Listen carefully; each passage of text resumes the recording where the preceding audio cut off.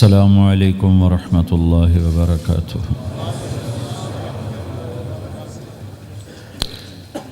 الحمد للہ الذی لا يسأل عما يفعل وهم يسألون۔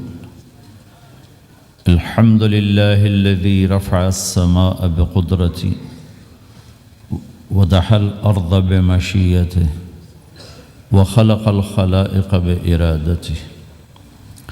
الحمد للہ الذی لا نحصی ثناء علیہ وهو كما أثنى على نفسه۔ وأشهد أن لا إله إلا الله وحده لا شريك له،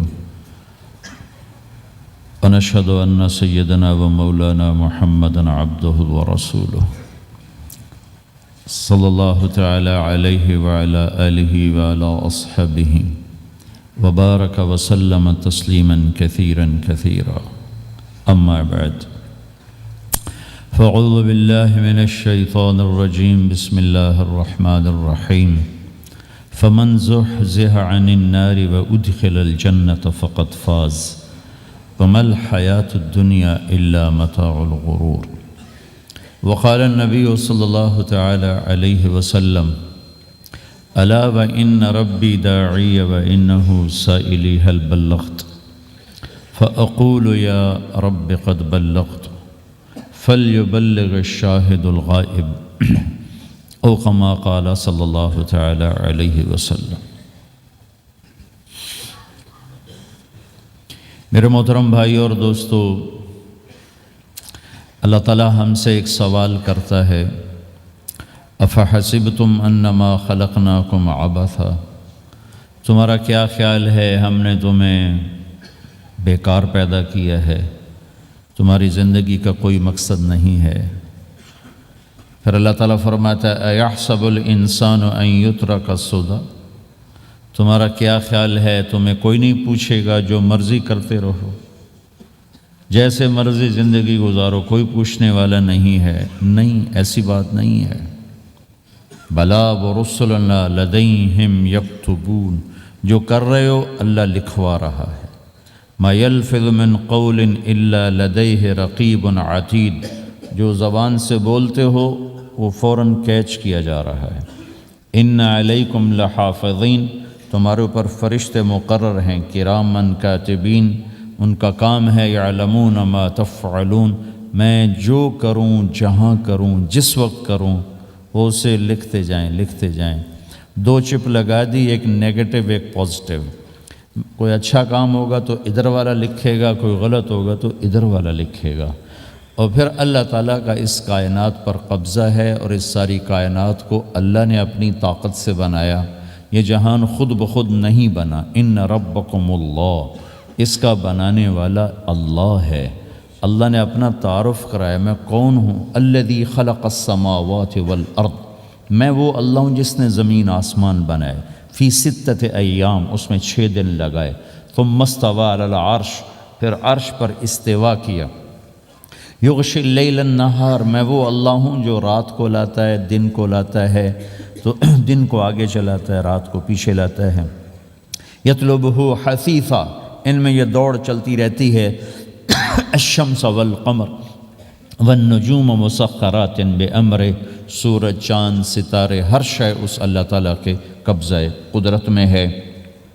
تو ایک بہت بڑا طبقہ جو کہتا ہے کہ یہ سب کچھ خود بخود بن گیا ہے، تو اللہ تعالیٰ اس کو صاف کرتا ہے کہ خود بخود نہیں بنا، بلکہ اسے اللہ تعالیٰ نے بنایا۔ قل اَإِنَّكُمْ لَتَكْفُرُونَ بِالَّذِي خَلَقَ الْأَرْضَ فِي يَوْمَيْنِ وَتَجْعَلُونَ لَهُ أَنْدَادًا ذَلِكَ رَبُّ الْعَالَمِينَ، تم کس اللہ کا انکار کرتے ہو جس نے تمہارے لیے زمین کو 2 دن میں بنایا، اس کا خول، وَجَعَلَ فِيهَا رَوَاسِيَ مِنْ فَوْقِهَا وَقَدَّرَ فِيهَا أَقْوَاتَهَا فی 4 ایام سواء للسائلین، پھر زمین کے اندر قیامت تک جتنے انسان آنے والے ہیں ان کی ضرورتوں کے خزانے بھر دیے، سٹور کر دیا، ہر چیز کو اللہ نے سٹور کر دیا۔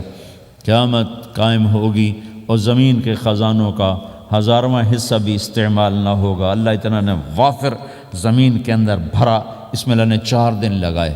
ثم استوى الى السماء، پھر آسمان کی طرف استوا کیا، وہی دخان، آسمان ایک دھواں تھا، فقال لها، آسمانوں سے کہا، وللارض، زمینوں سے کہا، ایتیا، آؤ، طوعا او کرہن، جی چاہے یا نہ چاہے میرے آگے جھکو. قالتا، زمین آسمان بولے اتینا طائعین، یا اللہ ہم مان گئے، ہم مان گئے، ہم مان گئے. فقضاہن 7 سماوات، پھر اللہ نے 7 آسمان بنائے، جیسے زمینیں بنائیں ایسے 7 آسمان بنائے. فی یومین، 2 دن اس میں لگائے. وَأَوْحَى فِي كُلِّ سَمَاءٍ أَمْرَهَا، ہر آسمان کو الگ الگ حکم دیا اور اپنے حکم کے ساتھ باندھا، پکڑا. يُمْسِكُ السَّمَاوَاتِ وَالْأَرْضَ أَن تَزُولَا، زمین آسمان کو اللہ نے روکا ہوا ہے، اللہ نے روکا ہوا ہے. اگر اللہ یوں چھوڑ دے تو ساری کائنات آپس میں ٹکرا جائے، آپس میں ٹکرا جائے ساری کائنات. یہ الشمس تجری لمستقر لها ذلك تقدیر العزیز العلیم. سورج کو اپنے سورج 6 لاکھ مائل فی گھنٹہ کی رفتار سے دوڑ رہا ہے اور زمین سے 12 لاکھ گنا بڑا ہے، اور اس میں ٹیمپریچر 2.5 کروڑ سینٹی گریڈ تک اس کا ٹیمپریچر چلتا ہے. اور یہ کوئی ٹھوس چیز نہیں، گیسز ہیں، اور ہر سیکنڈ میں اس میں ہیلیم گیس پھٹتی ہے اور وہ ہائیڈروجن میں تبدیل ہوتی ہے. 1 سیکنڈ میں جب وہ دھماکہ ہوتا ہے تو 50 کروڑ ایٹم بم کے پھٹنے کے برابر انرجی پیدا ہوتی ہے. تو اس کے اندر اتنے دھماکے ہو رہے ہیں، پھر وہ ایک گیسز ہیں، اور پھر اس کے سامنے سڑک کوئی نہیں، اس کا لیور کوئی نہیں، اس کا ڈرائیور کوئی نہیں ہے، اور اس کی رفتار 6 لاکھ مائل فی گھنٹہ ہے. اللہ کہتا ہے میں سیدھا چلا رہا ہوں، کوئی اس کو چلا سکتا؟ اتنی تیز رفتار. والقمر قدرناہ منازل، چاند کو اس کے ساتھ چلایا، اس کو گھٹایا بڑھایا. حتی عاد کالعرجون القدیم، ایک ٹیڑھی لکڑی کی طرح ہوا. للشمس ينبغي لها ان تدرك القمر، سورج چاند میں ٹکر نہیں. ولللیل سابق النہار، دن اور رات میں ٹکر نہیں ہے، اس لیے کہ یہ تیرے رب کا بنایا ہوا نظام ہے. وما کان ربک نسیا، اور تیرا رب بھول چوک سے پاک ہے. وہ جو کرتا ہے حق کرتا ہے، جو کرتا ہے سچ کرتا ہے. جس کو روکتا ہے تو حق ہے، جس کو دیتا ہے تو حق ہے. وہ مارتا ہے تو حق ہے، اور زندگی دیتا ہے تو حق ہے. عروج لاتا ہے تو حق ہے، زوال لاتا ہے تو حق ہے. تو اللہ قرآن میں یہ ایک ذہن بناتا ہے کہ تم بیکار نہیں پیدا ہوئے، تمہارے پیچھے ایک طاقتور اللہ ہے جس نے ساری کائنات کو قابو کیا ہوا ہے، اس کے اوپر اس کا نظام چلتا ہے، حکومت چلتی ہے. سورج چاند ستارے ہوا، یہ میرا ہاتھ کی یہ حرکت بھی میرے رب کی قسم میرے اللہ سے پوچھ کے ہے. میرا اللہ روک دے تو یہ ہاتھ یہیں ہو گئے، ہل نہیں سکے گا. کتنے لوگ جو ہاتھ اٹھانا چاہتے ہیں نہیں اٹھا سکتے، آنکھ کھولنا چاہتے ہیں نہیں کھول سکتے، بولنا چاہتے ہیں نہیں بول سکتے، چلنا چاہتے ہیں نہیں چل سکتے. جس نے چلایا اسی نے بٹھایا، جس نے بڑھایا اسی نے ہٹایا، جس نے زندگی دی اسی نے موت دی، جس نے موت دی ہے وہی موت کے بعد زندہ کرنے والا ہے. یہ اس ساری کائنات پر اللہ تعالیٰ اپنے طاقت کے ساتھ حکمران ہے. اور اللہ تعالیٰ یہ ذہن بناتا ہے کہ اس ساری کائنات میں وہ ہوتا ہے جو اللہ چاہتا ہے، وہ نہیں ہوتا جو تم چاہتے ہو، وہ ہوتا ہے جو اللہ چاہتا ہے. یہ قرآن میں اللہ نے یہ ذہن نبیوں کے قصوں سے ہمارا بنایا کہ موسیٰ علیہ السلام تشریف لا رہے ہیں، ان کے ہاتھ میں ڈنڈا ہے، اس پر یوں ٹیک لگا کے کھڑے ہوئے. تو اللہ نے فرمایا موسیٰ یہ کیا ہے؟ ما تلک بیمینک یا موسیٰ، موسیٰ یہ کیا ہے؟ موسیٰ علیہ السلام کے بعد یہ ڈنڈا 10 سال سے کہ یا اللہ ہی عصایا، یہ میرا ڈنڈا ہے. اب اللہ تعالیٰ آگے کچھ دکھانا چاہتے ہیں تو موسیٰ علیہ السلام سے لمبی بات کروائی، ہی عصایا میرا ڈنڈا ہے، اتوکا علیہا اس پر ٹیک لگاتا ہوں، واحش علی غنمی اور اپنی بکریوں کے لیے پتے جھاڑتا ہوں، ولی فیہا مآرب اخرى اور بھی ڈھیر سارے کام اس سے لیتا ہوں. تو اللہ تعالیٰ کا القہا یا موسیٰ، اس کو ذرا زمین پہ ڈالو، زمین پہ ڈالو. موسیٰ علیہ السلام نے زمین پہ ڈالا، فَإِذَا هِيَ حَيَّةٌ تَسْعَىٰ، وہ یوں اٹھا اور ایک خوفناک سانپ بنا، لمبائی میں بڑے سانپ کی طرح جو افریقہ میں ہوتا ہے، جو پورا بکرا کھا جاتا ہے، پورا ہرن کھا جاتا ہے، اور تیز رفتاری میں جان کی طرح ایک چھوٹا سا سانپ ہوتا ہے، بہت تیز چلتا ہے، اور زہر میں حیہ کی طرح. سانپ کی 3 قسموں کو اللہ نے ایک ڈنڈے میں جمع کر. ایک ہوتا ہے کأنہا جانن، چھوٹا سانپ جو بہت تیز دوڑتا ہے، فَإِذَا هِيَ حَيَّةٌ زہریلا، فَإِذَا هِيَ ثُعْبَانٌ مُبِينٌ بہت بڑا، یہاں سے لے کر وہاں تک. تو 3 مختلف سانپوں کو اللہ نے ایک میں جمع کر دیا۔ وہ تیز رفتاری میں جان کی طرح تھا، زہر میں حیہ کی طرح تھا، لمبائی چوڑائی میں ثعبان کی طرح تھا۔ جب موسیٰ علیہ السلام نے دیکھا وَلَّا مُدْبِرًا وَلَمْ يُعَقِّبْ، موسیٰ علیہ السلام جو بھاگے تو پیچھے مڑ کے ہی نہیں دیکھا۔ تو اللہ تعالیٰ نے کہا خذ موسیٰ پکڑو، کہا اللہ میں نہیں پکڑتا، بھاگے جا رہے، یہ بات بھاگے بھاگے ہو رہی، کھڑے ہو کے نہیں ہو رہی، بھاگ رہے ہیں، اوپر سے آواز آ رہی پکڑو گا، بابا میں نہیں پکڑتا۔ اب اللہ تعالیٰ ہمیں قصہ موسیٰ علیہ السلام کا قصہ قرآن کے 28 پاروں میں موجود، اتنا اس کو اللہ نے دہرایا، اتنا دہرایا۔ سب سے زیادہ موسیٰ علیہ السلام کا نام قرآن میں آیا ہے نبیوں میں سے، 136 دفعہ موسیٰ علیہ السلام کا اللہ تعالیٰ نے قرآن میں ذکر فرمایا، نام کے ساتھ، نام کے ساتھ۔ پھر کہا خذھا ولا تخف، موسیٰ پکڑو ڈرو نہیں، سنعیدھا سیرتھا الاولی، واپس ڈنڈا بناؤں گا، کہا یا اللہ میں نہیں پکڑتا، مجھے کھائے گا، مجھے کھائے گا، وہ بھاگے جا رہا ہے۔ آخر اللہ تعالیٰ نے کہا خذ انک من الآمنین، موسیٰ میں گارنٹر ہوں، کچھ نہیں کہے گا، گارنٹی دیتا ہوں۔ اللہ کی گارنٹی پر کھڑے ہوئے، وہ ایسا منہ کھول کے آ رہا ہے، تو اب چلو اللہ تعالیٰ کہتے ہیں پیچھے سے پکڑ لو، دم سے پکڑ لو تو کوئی مسئلہ نہیں تھا، کہ نہیں منہ سے پکڑو۔ اب موسیٰ علیہ السلام نے ایسے اوپر ایک چھوٹا سا کپڑا تھا یوں اوپر کر لیا، تو اللہ تعالیٰ نے کہا یہ کیا کر رہے ہو؟ کہا جی مجھے اس سے ڈر لگ رہا، کہ تیرا ڈر ہی تو نکالنا ہے، کہ یہ کچھ نہیں، سب کچھ تیرے اللہ کا ارادہ ہے، یہ کچھ نہیں، ورنہ یہ کپڑا تمہیں بچا لے گا، تمہیں ویسے ہی سارا نکل جائے گا۔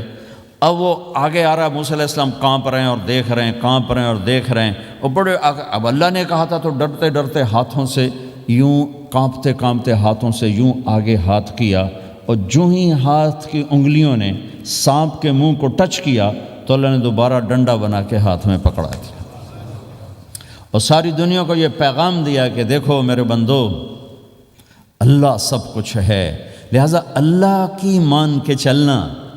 سامنے شیطان آئے گا، سامنے شیطان آئے گا، تمہیں الٹی راہیں دکھائے گا، تو تم اپنے اللہ کو یاد کرنا جس کے ہاتھ میں سارے خزانے ہیں اور طاقت ہے۔ ایک سیکنڈ میں اسے سانپ بنایا، اگلے سیکنڈ میں اسے ڈنڈا بنایا، اور پھر موسیٰ علیہ السلام کے ہاتھ میں پکڑایا، نیا نہیں، وہی جو ان کے پاس تھا وہی ان کو واپس کر کے پوری دنیا کے انسانوں کو اور اس امت کو خاص طور پر اللہ تعالیٰ نے یہ سوچ دی کہ اس کائنات میں ایک طاقت ہے اللہ جو سب کچھ کر سکتا ہے، اور اس کے چاہے کو کوئی روک نہیں سکتا اور اس کے روکے کو کوئی کروا نہیں سکتا، وہ اللہ ہے۔ یہ قرآن کے واقعات ہیں۔ حضرت مریم عیسیٰ علیہ السلام کی والدہ کسی غیر مرد کو دیکھا نہیں، اتنا پردے میں ہیں، ایک دم ایک نوجوان خوبصورت کمرے میں داخل ہوتا، فتمثل لها بشرا سویا، خوبصورت، تو مریم انی اعوذ بالرحمن منک ان کنت تقیا، اللہ کی پناہ چاہتی ہوں، کون ہو؟ کہ ڈرو نہیں، انما انا رسول ربک، میں مرد نہیں، فرشتہ ہوں، انسان نہیں، تیری کوئی حاجت نہیں، میرے پاس کیا کرنے ہو؟ لأہب لکی غلاما زکیا، اللہ کا ارادہ ہو چکا ہے تمہیں بیٹا دیا جائے۔ کہنا یکون لی غلام، مجھے کیسے بیٹا ہو سکتا ہے؟ لم یمسسنی بشر، میری شادی کوئی نہیں، ولم اکو بغیہ، اور میں غلط عورت نہیں ہے کہ میں گناہ کروں اور اس سے حمل ہوش۔ بیٹا ہونے کے دو راستے ہیں، ایک حلال ہے ایک حرام ہے، حلال نکاح ہے، حرام زنا ہے، تو زنا میں کر نہیں سکتی، شادی میری ہوئی نہیں، تو مجھے کیسے بیٹا ہوگا؟ قال کذالک، قال بھی ہو جائے گا، قال ربک هو علی ہین، کا تیرے رب کے لیے مسئلہ ہی نہیں۔ وَلِنَجْعَلَهُ آیَةً لِلنَّاسِ، وہ ایک نشانی ہوگا، وَرَحْمَةً مِنَّا، ایک اللہ کی رحمت ہوگا، وَكَانَ أَمْرًا مَقْضِيًّا، مریم تیرے دنیا میں آنے سے پہلے ہی اللہ فیصلہ کر چکا تھا کہ تجھے بغیر شادی کے ہی بیٹا دینا ہے۔ اب وہ آگے بڑھے وہ پیچھے ہٹیں، وہ آگے بڑھے وہ پیچھے ہٹیں، پیچھے آ گئی دیوار، اب دیوار کے آگے تو کوئی جا نہیں سکتے، تو یوں لگ کے کھڑی ہوگی، تو جبریل آئے، انسانی شکل، یہاں سے پکڑا، ہاتھ کو نہیں ٹچ کیا، یہاں سے پکڑا کرتے کو، اور دور سے کھڑے ہو کر پھونک ماری، ادھر پھونک پڑی، ادھر 9 مہینے کا حمل تیار ہو، ایک سیکنڈ میں، ایسا نہیں کہ حمل ٹھہرا پھر 9 مہینے اٹھایا، ایسا نہیں ہوا۔ فحملتہ فا کا لفظ آتا ہے، فانتبذت پھر فا کا لفظ آتا ہے، فاجاءها المخاض پھر فا کا لفظ آتا ہے۔ فا اور فا یہ عربی زبان میں کسی کام کے فوراً ہونے کو بتا رہا ہے۔ فا کا مطلب فوراً کسی کام کے ہونے کی طرف اشارہ ہوتا ہے۔ تو ادھر پھونک پڑی، ادھر حمل ہوا، ادھر درد ہوا، ادھر وہ بھاگیں اور درختوں کے اندر جا کر ایک ٹیک لگائی ایک کھجور کے تنے کے ساتھ، اور جاتے ہی بچہ پیدا ہو گیا۔ تو وہ روئیں، یا لیتنی مت قبل ھذا وکنت نسیا منسیا، ہائے میں اس سے پہلے مر جاتی، میرا بھولنا بھی لوگ بھول جاتے، اب میں کیا کروں؟ تو جبریل پھر آ گئے، فناداھا من تحتھا، ذرا پردے میں، اب سامنے نہیں آیا، ذرا پردے میں آئے، کیا بچہ پیدا ہو چکا ہے، کوئی بے پردگی نہ ہو۔ لا تحزنی، ڈرو نہیں، قد جعل ربک تحتک سریا، پر مارا پانی کا چشمہ نکل آیا۔ وہزی الیک بجذع النخلہ، اور وہ جو کھجور تھی اس اوپر سے کٹی ہوئی تھی، خشک کھجور تھی، خالی اس کا تنا تھا۔ تو جبریل نے کہا اس کو ہلاؤ، اس کو ہلاؤ، تو انہوں نے ہلایا تو ساقط علیک رطبا جنیا، تو تو دیکھے گی کہ یہ کھجور کے اوپر نہ کوئی شاخ ہے، نہ کوئی پھل ہے، نہ کوئی پتا ہے، لیکن جب اس نے ہلایا تو ایک دم تازہ کھجوریں گرنے لگ گئیں، تازہ کھجوریں۔ تو جبریل نے پھر کہا مریم، جو اللہ اس درخت کو بغیر شاخ کے پھل دے رہا ہے، تجھے بغیر مرد کے بیٹا دے رہا ہے۔ کلی وشربی وقری عینا، کھا پی صاف صوف ہو اور سکون پکڑ، سکون میں آ جا، اور جا بعض شہر کی طرف جا، لوگ آئیں گے کہیں گے تو نے یہ کیا کیا، تو تم نے کہنا ہے انی نذرت للرحمن صوما فلن اکلم اليوم انسیا، بھائی میرا تو روزہ ہے، میں نہیں بول سکتی، اس سے بات کرو، بچے سے بات کرو۔ بنو اسرائیل کا روزہ اتنا سخت تھا کہ صرف کھانے پینے کی پابندی نہیں، بولنے پر بھی پابندی لگا دی، وہ سچ بھی بولیں تو ان کا روزہ ٹوٹ جاتا تھا، یہ امت جھوٹ بھی بولے تو روزہ نہیں ٹوٹتا، خراب ہو جاتا ہے، ٹوٹتا نہیں۔ تو آئیں فأتت بہ قومہا تحملہ، بچہ ہاتھ میں اور آئیں بعض شہر میں، قالوا یا مریم لک جیت شیئا فریا، شور مچ گیا، مریم یہ کیا کیا، یا اخت ہارون، ارے ہارون کی بہن، ما کان ابوک امرأ السوء، تیرا باپ ایسا نہیں تھا، وما کانت امک بغیہ، تیری ماں ایسی نہیں تھی، تو نے یہ کیا کیا؟ تو انہوں نے یوں کیا، اس کا مطلب تھا روزہ، اور اس کا مطلب تھا اس سے بات کرو۔ فاشارت الیہ قالوا کیف نکلم من کان فی المہد صبیا، کہنے لگے مریم تو اتنی بے وقوف ہے کہ تجھے اپنے گناہ چھپانے کا طریقہ بھی نہیں آیا، تو کہتی میرا نکاح ہو گیا ہے، تو کہتی زکریہ علیہ السلام نے چپکے سے میری شادی کر دی ہے، تو اپنا گناہ چھپانے کے لیے کہتی بچے سے بات کرو، کبھی بچہ بھی بولا۔ اب ایک شور مچا ہوا ہے کہ ایک دم یہ آدھے پونے گھنٹے کا بچہ، اس کی آواز بلند ہوئی اور اس لاؤڈ سپیکر سے اوپر چلی گئی، پورے شہر گونج اٹھا، قال انی عبد اللہ، لوگو سنو میں اللہ کا بندہ ہوں، آتانی الکتاب، مجھے اللہ نے کتاب دی، وجعلنی نبیا، مجھے اللہ نے نبی بنایا، وجعلنی مبارکا، مجھے اللہ نے برکت والا بنایا، اینما کنت، میں جہاں بھی ہوں گا، واوصانی بالصلاۃ والزکاۃ ما دمت حیا، اور میرے رب نے مجھے کہا نماز پڑھنی ہے، زکوٰۃ دینی ہے، وبرم بوالدتی، اور میرے رب نے مجھے کہا ہے کہ میں اپنی ماں کی خدمت کروں، فرما بردار بنوں، ولم یجعلنی جبارا شقیا، والسلام علی یوم اموت ویوم ابعث، والسلام علی یوم ولدت ویوم اموت ویوم ابعث حیا، میرے اللہ کی میرے اوپر سلامتی ہے، جب پیدا ہوا، جب مروں گا، جب اٹھایا جاؤں گا۔ ذالک عیسی ابن مریم قول الحق الذی فیہ یمترون، یہ ہے مریم کا بیٹا عیسیٰ علیہ السلام، یہ اللہ کا بیٹا نہیں ہے، یہ مریم کا بیٹا ہے۔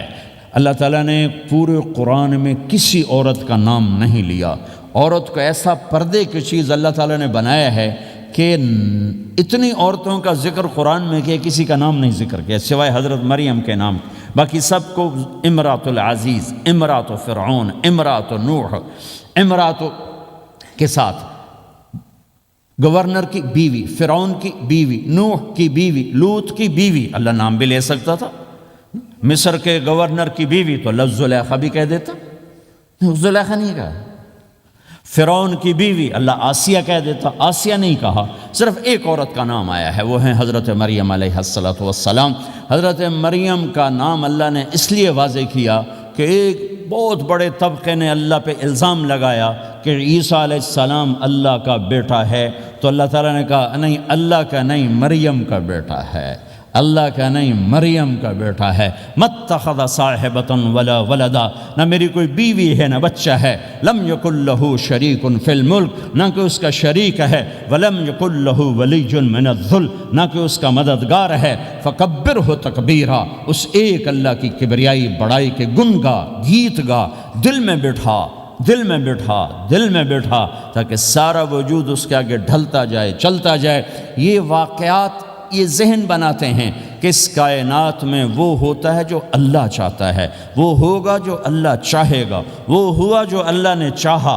ساری دنیا کے انسان جو چاہتے ہیں اللہ کے بغیر نہیں کر سکتے، اللہ جو چاہتا ہے ہم سب کے بغیر کر دیتا ہے۔ یہ ذہن بنا کر پھر اللہ اس بات پہ لاتا ہے جب سب کچھ تیرے اللہ کے ہاتھ میں ہے تو اللہ کی مان کے چل کہ یہ تیرے پاس تھوڑی سی زندگی ہے، جیسے اللہ نے اس کائنات کو بنایا ہے ایسے ہی اس کائنات کو توڑنے والا ہے۔ ایک دن آئے گا، ازفت الازفہ، وہ قریب آ چکا ہے۔ لیس لہا من دون اللہ کاشفہ، اسے کوئی روک نہیں سکتا، ہٹا نہیں سکتا، وہ آئے گا۔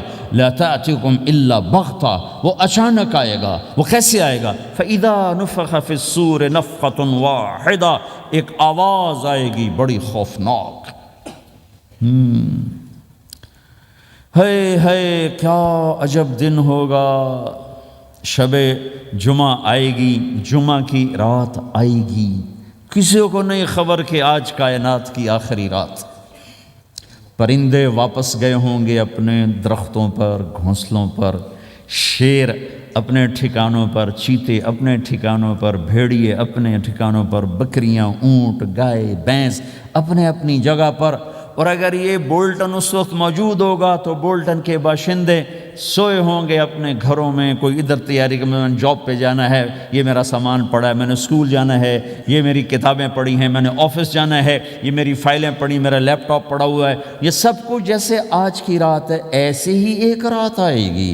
دن جدا ہو کر کہے گا کہ میں کل آؤں گا، رات جدا ہو کر کہے گی میں تیرے بعد آؤں گی، اور تارے چاند ستارے بھی ابھر کر نکل کر کہیں گے ہم نے کل بھی نکلنا ہے اور ہم نے کل بھی طلوع ہونا ہے۔ سورج بھی غروب ہوتے ہوئے یہ سوچ رہا ہوگا کہ کل میں نے پھر بھی نکلنا ہے، اور چاند بھی سوچ رہا ہوگا کہ میں نے اگلے دن بھی نکلنا ہے۔ لیکن اللہ کے سوا فرشتوں تک کو نہیں پتا کہ آج آخری دن آ چکا ہے۔ اور میرے نبی نے عجب نقشہ کھینچا ہے قیامت کے دن کا۔ ہم نے کہا عورت روٹی پکا رہی ہوگی، اس کے ہاتھ میں روٹی ہوگی۔ اب تو یہاں روٹی پکانے کا رواج بہت کم ہو گیا، لیکن پھر بھی پکاتے ہیں۔ روٹی پکا رہی ہوگی، اس کے ہاتھ میں روٹی ہوگی، ابھی توے پہ ڈالنے جا رہی ہوگی۔ اور ایک چیز آپ کے ہاں بالکل نہیں ہے، ہمارے ہاں اب بھی ہے کہ وہ دہی کو اس میں سے مکھن نکالتے ہیں، دہی کو وہ کرش کرتے ہیں، پھر اس میں سے مکھن نکال۔ یہ ہمارے گھروں میں ہوتا ہے، ہر گھر میں ہوتا ہے، خاص طور پر دیہاتوں میں۔ تو ایک عورت ایسے وہ اس دہی کو بلو کر کرش کر کے اس سے مکھن کا پیڑا یوں بنا رہی ہوگی، اور بنا کر برتن میں ڈالنے کے لیے ایسے کر رہی ہوگی، ایسے کر رہی ہوگی۔ یہ تہذیب اب آپ تو سمجھ نہیں سکتے چونکہ آپ تو ادھر کے لوگ بن گئے اب، تو ہمارے دیہاتوں میں اب بھی یہ تہذیب ایسے کر رہی ہوگی، ایسے کر رہی ہوگی۔ اور پھر آپ نے فرمایا کہ ایک آدمی اپنے اونٹ کو چارہ ڈالنے کے لیے اس جگہ کو صاف کر رہا ہوگا کہ میں صبح ہو گئی ہے، میں اونٹ کو چارہ ڈالوں، اور پھر میرا اونٹ کھائے، پھر اس کو لے کر میں کام پہ جاؤں۔ اور دکاندار جھاڑو دے کر اپنی سیٹ پہ بیٹھ چکا ہے، اور گاہک انٹر ہوتا ہے اور اسے کہتا ہے کہ 10 میٹر مجھے کپڑا چاہیے، اور اس کے لیے یوں کپڑا ناپ رہا ہے، ناپ کے 10 میٹر، 5 میٹر، 4 میٹر، 2 میٹر پر اس نے یوں کینچی رکھی، کینچی یہاں ہے، اور اس نے جیب سے پیسے نکالے اور گننے لگا کہ میں نے اس کو 100 پاؤنڈ دینا ہے۔ وہ گننے میں لگا ہوا ہے، یہ کاٹنے میں لگا ہوا ہے، اور دور کھیت میں ایک آدمی ہل چلا رہا ہے، اور ایک آدمی بیج ہاتھ میں لے کے یوں پھینکنے جا رہا ہے، اور ایک آدمی پانی لگانے کے لیے اس پانی کو ڈائیورٹ کر رہا ہے۔ اور ادھر بازار میں جلدی لوگ بھاگے جا رہے ہیں، جاب والے ایک نوالا منہ میں ہے، ایک ہاتھ میں، اور بھاگے جا رہے ہیں۔ میں آج لیٹ ہو چکا ہوں، میرا جاب کا ٹائم جا رہا ہے، میرا اسکول کا ٹائم جا رہا ہے۔ یہ ایسا ہی ایک سما ہوگا، بولٹن اٹھے گا، انگلینڈ اٹھے گا، امریکہ اٹھے گا، ایشیا اٹھے گا، یورپ اٹھے گا، افریقہ اٹھے گا، ہندوستان اٹھے گا، پاکستان اٹھے گا، Burma, Malaysia, Thailand, Indonesia اسی طرح اٹھیں گے جیسے روزانہ اٹھتے ہیں، پر اللہ کے سوا کسی کو نہیں پتہ کہ آج شام ہو گئی ہے۔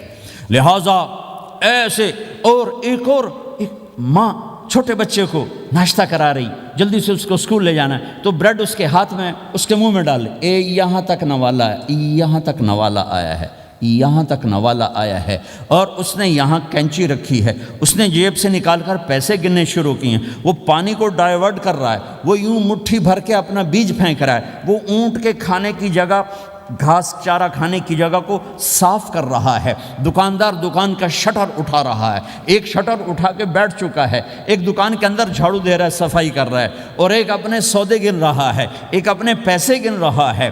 بادشاہ سلامت تاج پہن کر اپنے تخت کو چلنے کے لیے روانہ ہو رہے ہیں، اور آگے پیچھے ان کے باڈی گارڈز کھڑے ہوئے ہیں، اور وہ پورا اسکواڈ کھڑا ہوا ہے، اور ادھر بازار میں، کھیت میں، ہر چیز میں ایک رونق ہے، چہل پہلے، چڑیاں چوں چوں کر رہی ہیں، کوے کائیں کائیں کر رہے ہیں، فاختہ اڑ کے آ رہی، کبوتر اڑ کے آ رہے ہیں، چیل اڑ کے آ رہی، شیر نکلتا ہے شکار کے لیے، چڑیاں نکلتی ہیں دھانے کے لیے، سانپ نکلتا ہے چوہے کے لیے، چوہا نکلتا ہے اپنی غذا کے لیے، بلیاں نکلتی ہیں چھیچڑے کے لیے، کتے نکلتے ہیں ہڈیوں کے لیے، انسان نکلتا ہے روٹیوں کے لیے، کہ ایک دم فَإِذَا جَاءَتِ الطَّامَّةُ الْكُبْرَىٰ، ایک دھماکہ ہوگا، ہائے ہائے، اور وہ کینچی والے کی کینچی یوں گر جائے گی، کپڑا یوں گر جائے گا، نوٹ والے کے ہاتھ سے نوٹ یوں بکھر جائیں گے، بٹوا یوں بکھر جائے گا، بیج والے کا ہاتھ یوں گرے گا، بیج وہیں گر جائے گا، نوالا بنانے والی کے ہاتھ میں نوالا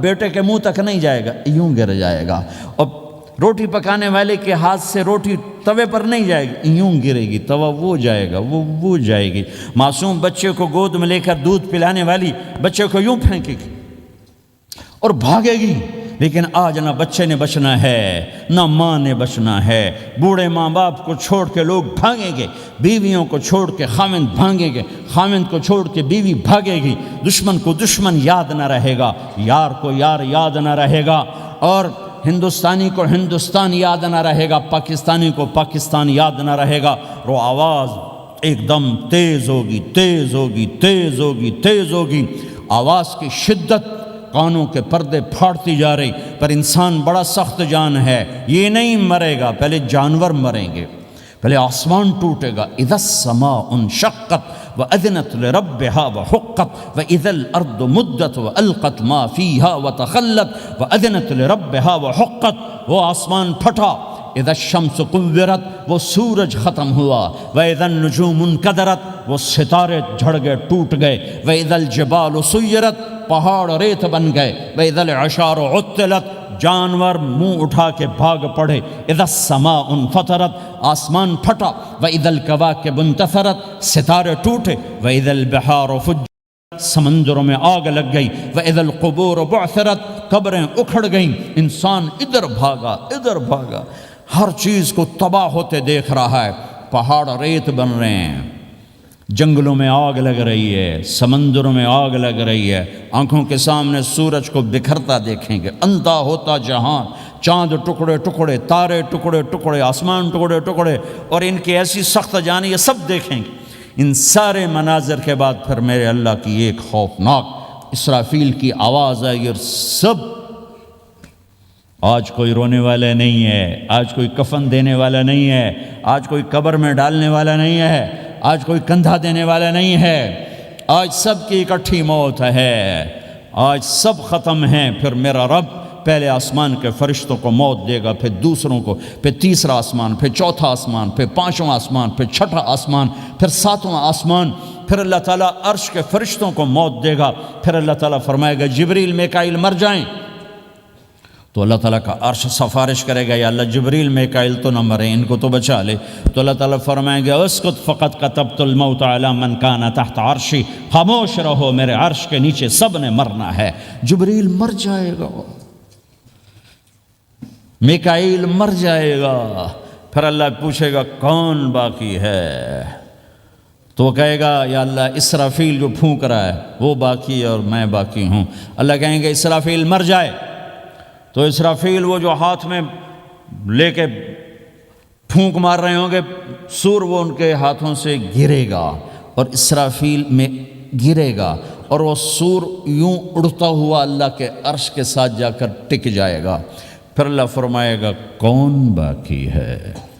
اب اسرائیل کی ٹانگیں کانپیں گی، سب کو موت کا ذائقہ چکھانے والا آج خود چکھنے لگا ہے۔ کون باقی؟ یوں دھڑ دھڑ دھڑ دھڑ دھڑ دھڑ ٹانگیں، یا اللہ بس اب تو تیرا یہ غلام باقی ہے، باقی تو سب اتر گئے موت کے گھاٹ۔ تو میرا اللہ تعالیٰ کہے گا مت فَإِنَّكَ خَلْقٌ مِّن خَلْقِ، تو بھی مر جا، تو بھی میری ایک مخلوق ہے۔ او میرے بھائیو، اس مٹ جانے والی دنیا کے پیچھے اللہ کو ناراض نہ کرو۔ اس کی عزت بھی دھوکہ ہے، اس کی شہرت بھی دھوکہ ہے، اس کی دولت بھی دھوکہ ہے، اس کی حکومت بھی دھوکہ ہے، اس کا عروج بھی دھوکہ ہے، اس کا زوال بھی دھوکہ ہے، اس کی عزت بھی دھوکہ ہے، اس کی ذلت بھی دھوکہ ہے، اس کا مال بھی دھوکہ ہے، اور اس کا فخر غربت بھی دھوکہ ہے، اس کی زندگی بھی دھوکہ ہے، سب نظروں کا فریب ہے۔ حضرت علی کا فرمان ہے الناس النیام اذا ما تنتبہ، لوگ سوئے ہوئے ہیں، جب موت آئے گی تو آنکھ کھل جائے گی۔ گھاٹے کا سودا کر کے نہ مرو، گھاٹے کا سودا کر کے نہ مرو، اللہ کو ناراض کر کے نہ مرو، سب چھوڑ کے جانے والے ہیں، سب چھوٹنے والا ہے، لہذا اللہ کو ساتھ لے لو، اللہ کو ساتھ لے لو، اللہ کو ساتھ لے لو۔ سب کو مارنے کے بعد میرا اللہ کہے گا من کان لی شریکن فلیات، کوئی ہے میرے سامنے تو آؤ، من کان لی شریکن فلیات، کوئی ہے میرے مقابلے میں تو آؤ، من کان لی شریکن فلیات، کوئی ہے میری ٹکر کا تو آؤ، تین دفعہ۔ پھر اللہ زمین آسمان کو ایک جھٹکا دے گا، پھر کہے گا انا الملک، میں بادشاہ ہوں، پھر دوسرا جھٹکا دے گا، پھر کہا انا القدوس السلام المومن، میں ہوں قدوس السلام مومن، پھر تیسرا جھٹکا دے گا، پھر کہے گا انا المہیمن العزیز الجبار المتکبر، میں ہوں متکبر، جبار، عزیز، مہیمن۔ پھر اللہ تعالیٰ کہے گا این الملوک، بادشاہ کہاں ہے؟ این الملوک، بادشاہ کہاں ہے؟ این المتکبرون، وہ تکبر کرنے والے کہاں ہیں؟ این الجبارون، ظالم کہاں ہیں؟ این المتکبرون، تکبر والے کہاں ہیں؟ کوئی ہو تو جواب دے۔ پھر اللہ تعالیٰ کہے گا لمن الملک اليوم، آج کون ہے بادشاہ، آج کس کی ہے بادشاہی؟ کوئی جواب دینے والا ہے ہی نہیں، تو اللہ خود کہے گا للہ الواحد القہار، آج اکیلے اللہ کی بادشاہ، آج بھی اسی کی ہے، آج بھی اسی کی ہے، پیچھے بھی اس کی تھی، آگے بھی اس کی ہے۔ للہ الامر من قبل ومن بعد، للہ الامر من قبل ومن بعد، ان الحکم الا للہ، الخلق والامر واللیل والنہار وما سکن فیہما للہ وحدہ، ان العزت للہ جميعا، قل ان الامر كله للہ، للہ ما فی السماوات وما فی الارض، وان تبدوا ما فی انفسکم او تخفوه یحاسبکم بہ اللہ، لہ ما فی السماوات وما فی الارض وما بینہما وما تحت الثرى، وان تجہر بالقول فانہ یعلم السر واخفى۔ وہ کون ہے؟ اللہ۔ وہ کیسا ہے؟ لا الہ الا ہو۔ صفات کیسی ہیں؟ لہ الاسماء الحسنى۔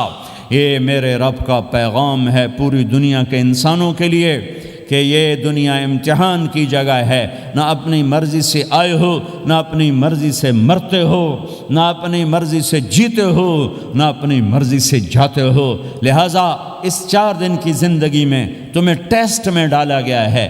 اللہ کو راضی کرتے ہو، شیطان کو راضی کرتے ہو، اللہ کو مناتے ہو، شیطان کے پیچھے چلتے ہو، اللہ کو مناتے ہو، اپنی طبیعت اور اپنی طبیعت کے غلام بنتے ہو۔ یہ میرا اور آپ کا امتحان ہے۔ لا الہ الا اللہ میں ایگریمنٹ ہے، یا اللہ تیری مان کے چلیں، لا الہ الا اللہ ایگریمنٹ ہے، یا اللہ تیری مان کے چلیں، کیسے تیری مان کے چلیں گے؟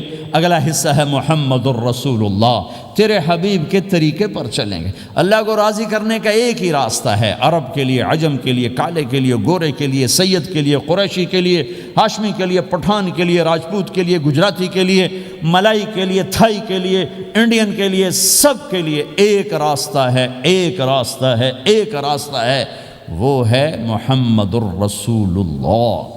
جب آپ معراج پہ گئے تو آپ نے کہا یا اللہ، آپ نے ابراہیم کو خلیل بنایا اور موسیٰ کو کلیم بنایا اور داود کو لوہا نرم کر کے دیا، سلیمان کو ہوا تابع کر کے دی، اور عیسیٰ علیہ السلام کے لیے مردے زندہ کیے، میرے لیے کیا ہے؟ تو اللہ تعالیٰ نے فرمایا اولیس قد آتیتک افضل من ذلک کلہ، میرے محبوب میں نے آپ کو وہ دیا ہے جو کسی کو نہیں دیا۔ وہ کیا دیا ہے کہ اللہ ذکرت الا ذکرت معی، قیامت تک تیرا میرا نام اکٹھا رہے گا، الگ نہیں ہو سکتا، ایسے رہے گا۔ لا الہ الا اللہ محمد رسول اللہ، لا الہ الا اللہ میں 12 حرف ہیں، 12، محمد رسول اللہ میں 12 حرف ہیں۔ لا الہ الا اللہ 12 حرفوں سے بنا ہے، لام اور الف، یہ اس کو گنو تو 12 بنتے ہیں، پھر میم اور ہا اور میم اور دال کو آگے تک گنو تو 12 بنتے ہیں، ادھر بھی 12 ادھر بھی 12۔ پھر حرف کی 2 قسمیں ہیں، ایک نقطے والے، ایک بغیر نقطے والے۔ نقطے والے حرف کمزور ہوتے ہیں، بغیر نقطے والے حرف طاقتور ہوتے ہیں، کہ نقطے والا حرف اپنا مطلب بنانے کے لیے نقطے کا محتاج بن جاتا ہے، اور جو بغیر نقطے والا ہوتا ہے وہ اپنا مطلب بتانے کے لیے نقطے کا محتاج نہیں ہوتا۔ جیم کمزور ہے، ہا طاقتور ہے، ہا کو اپنا مطلب بتانے کے لیے نقطے کی ضرورت نہیں، جیم کو، خا کو اپنا مطلب بتانے کے لیے نقطے کی ضرورت ہے۔ سین طاقتور ہے، شین کمزور ہے، کہ شین کو اپنا مطلب بتانے کے لیے 3 نقطوں کی ضرورت ہے، سین کو اپنا مطلب بتانے کے لیے کسی نقطے کی ضرورت نہیں ہے۔ الف طاقتور ہے، با کمزور ہے، تا کمزور ہے، ہا طاقتور ہے، جیم کمزور ہے، خا کمزور ہے، دال طاقتور ہے، را طاقتور ہے، زا کمزور ہے، سین طاقتور ہے، شین کمزور ہے، صاد طاقتور ہے، ضاد کمزور ہے، تا طاقتور ہے، ضا کمزور ہے۔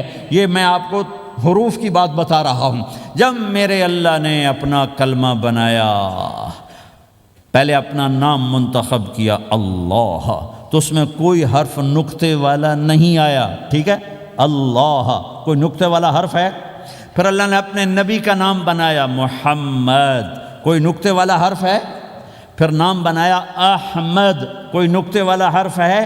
پھر جب کلمہ بنایا تو کلمہ ان حرفوں سے بنایا جس میں کوئی نقطے والا حرف نہیں ہے، لا الہ الا اللہ محمد الرسول اللہ۔ سارے خزانے اللہ کے ہاتھ میں، ساری عزتیں بلندیاں اللہ کے ہاتھ میں، جانے کا راستہ محمد الرسول اللہ، پہنچنے کا راستہ محمد الرسول اللہ، لینے کا راستہ محمد الرسول اللہ، جہنم سے بچنے کا راستہ محمد الرسول اللہ، جنت میں جانے کا راستہ محمد الرسول اللہ، دنیا کی برکتیں عزتیں سمیٹنے کا راستہ محمد الرسول اللہ، ذلتوں پستیوں سے بچنے کا راستہ محمد الرسول اللہ۔ میرے حبیب جنت کے لیے چابی ہیں، جہنم کے لیے تالا ہیں، عزت کے لیے چابی ہیں، ذلتوں کے لیے تالا ہیں، محبتوں کے لیے چابی ہیں، نفرتوں کے لیے تالا ہیں، اللہ کی رضا کے لیے وہ چابی ہیں، اور اللہ کی ناراضگی کا وہ تالا ہیں۔ جو محمدی بن گیا، جو محمد مصطفیٰ صلی اللہ تعالی وسلم کی سیرت میں، ظاہر میں، باطن میں ڈل گیا، اللہ کا محبوب بن گیا، اللہ نے اپنا بنا لیا۔ ابو لہب قریشی، ہاشمی، سید، اور اللہ نے کہا تبت یدا ابی لہب وتب، ابو لہب برباد ہو گیا۔ بلال حبشی، حبشی کا بیٹا، غلام، غلام کا بیٹا، کالا، کالے کا بیٹا، لیکن میرے نبی نے فرمایا جب میں جنت میں جاؤں گا تو میری سواری کی رسی بلال کے ہاتھ میں ہوگی، جو میرے ساتھ ساتھ چلے گا، میرے ساتھ ساتھ چلے گا، اور اس دن تم بلال کی شان دیکھنا، سید قریشی سب دیکھتے رہ جائیں گے، اور ایک غلام سب سے بازی لے جائے گا، کہ جب سارے جنتی جنت کے دروازوں پر کٹھے ہوں گے تو ایسے جنت کے 8 گیٹ ہیں، وہ سارے بند ہوں گے، سب بند ہوں گے، تو کہیں گے اندر کیسے جائیں؟ تو کہیں گے چلو آدم علیہ السلام سے بات کرتے ہیں۔ آدم علیہ السلام سے عرض کریں گے جناب ابا جان دادا جان دروازہ تو کھلوائیں. وہ کہیں گے بچوں میں نے تمہیں نکالا تھا، میں ڈال نہیں سکتا، جاؤ بھائی کسی اور سے بات کر. اب آئیں گے نوح علیہ السلام، بابا میں نہیں کر سکتا. ابراہیم علیہ السلام، بابا میں نہیں کر سکتا. اسماعیل، اسحاق، یعقوب، یوسف، موسیٰ، یوشع، دانیال، الیاس، داؤد، یحییٰ، زکریا، سلیمان، بھائی ہمارے بس کا نہیں، بھائی ہمارے بس کا نہیں، بھائی ہمارے بس کا نہیں. سب سے آخر میں آئیں گے عیسیٰ علیہ السلام کے پاس. اگر اللہ چاہتا تو سیدھا ہمارے نبی کے پاس پہنچا دیتا، لیکن اللہ اپنے نبی کی شان دکھانا چاہتا ہے کہ میرا نبی کتنی شان والا ہے، کتنی عزت والا ہے. جس کی سنت کو تم پھینک دیتے ہو، سنت کی کوئی بات نہیں. 1 پاؤنڈ پھینکتے ہو کہ 1 پاؤنڈ گر گیا، کوئی بات نہیں. کہ 1 پاؤنڈ کو بھی ڈھونڈتے پھرتے ہو. سنت کوئی بات نہیں، پاؤنڈ نہیں. ہمارا پاکستانی 172 سے ضرب لائے گا، ہندوستانی 100 سے ضرب لگائے گا، پتہ نہیں کیا کیا کرے گا. تو اللہ تعالیٰ سب کو بھلا دے گا. آدم سے کہانی شروع ہوگی، چلتے چلتے چلتے عیسیٰ علیہ السلام. پھر عیسیٰ علیہ السلام ایک بات کا اضافہ کریں، کہ بابا میں نہیں کھلوا سکتا، لیکن آج میں تمہیں پتہ بتا سکتا ہوں کون کھلوائے گا. یہ کوئی نبی نہیں کہے گا. تو کہیں گے جی بتاؤ، کہیں گے جاؤ محمد الرسول اللہ صلی اللہ علیہ وسلم کی خدمت میں، ان کے سوا آج کوئی نہیں کھلوا سکتا. سارا مجمع آئے گا، یا رسول اللہ، یا حبیب اللہ، یا نبی اللہ، تھک گئے ہم، جنت کے دروازے بند ہیں، دروازہ کھلوائیں. تو آپ کہیں گے انا لہو، ہاں میں ہی کھلواؤں گا، میں ہی کھلواؤں گا. پھر آپ نے فرمایا سب کے سامنے سجدہ کروں گا اللہ تعالیٰ کو. پھر اللہ تعالیٰ اپنی تعریف کا مجھے الہام کرے گا، میں اللہ کی تعریف کروں گا جو ابھی مجھے بھی نہیں پتا کیا تعریف کروں گا، اس وقت اللہ تعالیٰ مجھے عطا کرے گا. پھر میرا اللہ کہے گا یا حبیبی یا محمد ارفع رأسک سل تعطا اشفع تشفع. اے میرے حبیب، اے میرے محبوب، سر اٹھا، سوال کر، پورا ہوگا، سفارش کر، مانی جائے گی. تو ہمارے نبی کہیں گے اللہ جنت کا دروازہ کھول. تو اللہ تعالیٰ فرمائیں گے اوپننگ سیریمنی تجھ سے ہوگی، تو اوپننگ کرے گا پھر کھلے گا، ایسے نہیں کھل سکتا. تو کہ میں تیار ہوں. تو جنت سے ایک سواری آئے گی اڑتے ہوئے اور ہیلی کاپٹر کی طرح لینڈ کرے گی اللہ کے نبی کے سامنے. تو آپ اس کے اوپر ایسے بیٹھ جائیں گے. تو اس کی جو رسی ہوتی ہے جس سے اس کو چلایا جاتا ہے، وہ رسی سے نیچے گر جائے گی. رسی کے نیچے گرنے کا مطلب ہے کہ اس سواری کو اللہ کے نبی نے خود نہیں چلانا، کوئی اور آئے گا جو رسی پکڑ کے چلے گا. اب اللہ کے نبی کی سواری کی رسی پکڑ کے چلنا یہ کوئی چھوٹا آنر تو ہے نہیں. لہٰذا سب یوں دیکھیں گے بھیا، چونکہ وہ خالی اس سے سب کو پتہ چل جائے گا کہ کوئی آئے گا، ورنہ اللہ کے نبی کے ہاتھ میں رہتی ایسے گئی. تو لہٰذا سب ایسے دیکھو کون کون کون کون آئے گا بھائی، کون آئے گا بھائی. شاید ابو بکر آئیں، یہ تو اپنی طرف سے کہہ رہا ہوں، شاید عمر آئیں، عثمان آئیں، علی آئیں. نہیں، بیٹے آئیں گے، حسن حسین آئیں گے. کتنے سوال اٹھ سکتے ہیں. جعفر آئیں گے، حمزہ آئیں گے، عباس آئیں گے. سب اس حیرانی میں ہوں گے، اور سب کی نظریں ایسے ایسے ہوں گی کہ میرے اللہ کا فرمان ہوگا بلال حبشی کو لایا جائے، یہ رسی اس کو پکڑائی جائے.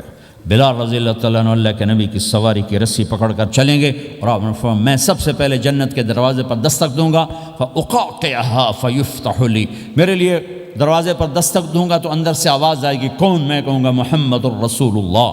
وہ کہیں گے یا رسول اللہ حکم تھا آپ کے بغیر دروازہ نہ کھلے. میں کھولوں گا، میرے لیے کھلے گا، میں اندر جاؤں گا. تو آپ نے فرمایا میرے ساتھ میری امت کے غریب لوگ پہلے میرے ساتھ جنت میں داخل ہوں، میری امت کے غریب لوگ پہلے میرے ساتھ جنت میں داخل ہوں.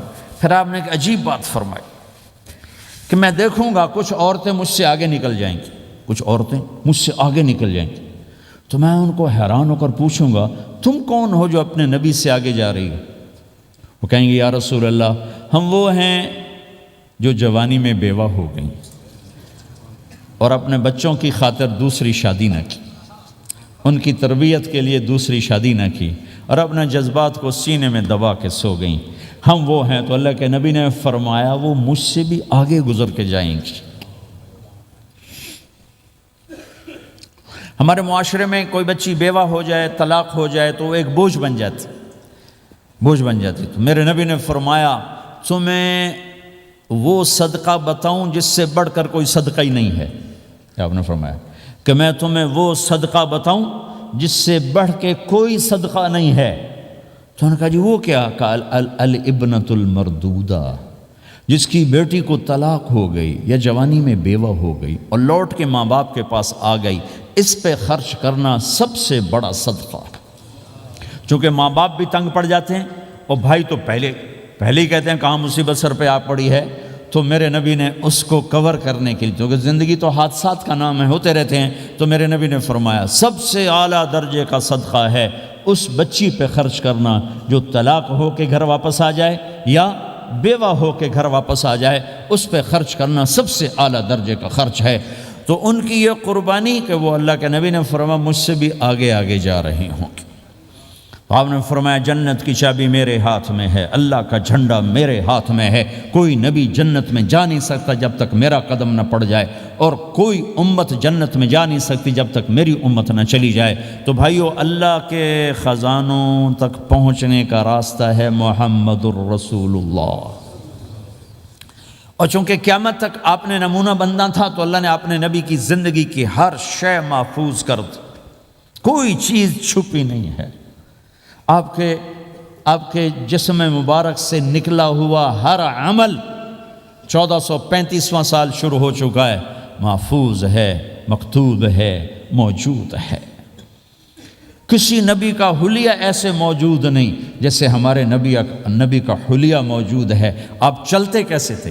یمشی تکفین، آپ چلتے تھے کہ جیسے کوئی آدمی اوپر سے نیچے آ رہا ہو، کہ تھوڑا سا آگے جھک کے چلتا ہے، اور آپ چلتے تھے کہ آپ کے پاؤں کا چلنے کا فاصلہ، قدم سے قدم فاصلہ چھوٹا ہوتا تھا، اور چال میں تیزی ہوتی تھی، چال میں تیزی، فاصلہ تھوڑا، اس طرح آپ چلتے تھے۔ آپ کے دیکھنے کا انداز کیا تھا؟ یہ جل نظرہ الملاحظہ، یوں دیکھتے تھے، شرم کی وجہ سے نظر نہیں اٹھاتے تھے مردوں میں بیٹھ کر، کبھی کبھی یوں آنکھ اٹھاتے تھے تو پھر کسی میں جرت نہیں ہوتی تھی کہ آپ کی آنکھوں میں آنکھیں ڈال کے دیکھ سکے، پھر سارے یوں ہو جاتے تھے، صرف 2 آدمی آپ کو دیکھ سکتے تھے۔ اس وقت جب آپ کی نظر اوپر ہوتی تھی تو 2 آدمی آپ کو دیکھ سکتے تھے، ایک ابو بکر اور ایک عمر، بس۔ آپ مسجد میں داخل ہوئے، آپ کے ادھر ابو بکر تھے، ادھر عمر تھے، سامنے مجمع تھا، آپ نے یوں ابو بکر کو پکڑا، یوں عمر کو پکڑا، یوں ان کے دونوں کے ہاتھ پکڑ کا، مجھے دیکھ رہے ہو؟ ہاکذا نحشر یوم القیامہ، قیامت کے دن ہم تینوں یوں اٹھائے جائیں گے کہ میرے دائیں طرف ابو بکر ہوگا اور میرے بائیں طرف عمر ہوگا، اور ہم تینوں یوں اپنی قبروں سے نکلیں گے۔ زندگی کی ہر شے کیوں باقی ہے؟ یہ تو میں ادائیں چھوڑو، میرے نبی کی 9 بکریاں تھیں، 1 بکرا تھا، لبے ان کے نام اگر نہ ہوں تو کوئی ہماری شریعت میں فرق پڑتا ہے، لیکن میرے نبی کی بکریوں کے نام بھی ہم تک پہنچے۔ ایک کا نام تھا عجوہ، ایک کا نام تھا سقیہ، ایک کا نام تھا برکہ، ایک کا نام تھا ورثہ، ایک کا نام تھا زمزم، ایک کا نام تھا اطلال، ایک کا نام تھا اطراف، ایک کا نام تھا قمرا، غیثاء، یہ میرے نبی کی بکریوں کے نام ہیں۔ اور بکرا تھا، اس کا نام تھا یم، عجوہ، سقیہ، زمزم، برکہ، ورثہ، اطلال، اطراف، غیثاء، قمراء۔ اور اس میں آپ کی بکری قمراء آپ کی زندگی میں مر گئی تھی، اتنی ڈیٹیل بھی موجود ہے۔ آپ کے 2 گدھے تھے، ایک کا نام تھا عفیر، ایک کا نام تھا یعفور۔ جس دن آپ کا انتقال ہوا، یعفور پورے مدینے کی گلیوں میں روتا پھر رہا تھا اور چیختا پھر رہا تھا، یہاں تک کہ کنویں میں چھلانگ لگائی اور مر گیا۔ آپ کی 4 اونٹنیاں تھیں، عزبا، شہبا، جدعا، قصوا۔ اس میں جو آپ کی اونٹنی عزبا تھی، ادھر آپ کا انتقال ہوا اور ادھر اس نے بیٹھے بیٹھے رونا شروع کر دیا، اور چارہ بھی چھوڑ دیا، پانی بھی چھوڑ دیا، اور بیٹھے بیٹھے بھوکی پیاسی مر گئی، چارہ نہیں کھایا، پانی نہیں پیا۔ آپ کے 2 خچر تھے، ایک کا نام تھا دلدل، ایک کا نام تھا فضہ۔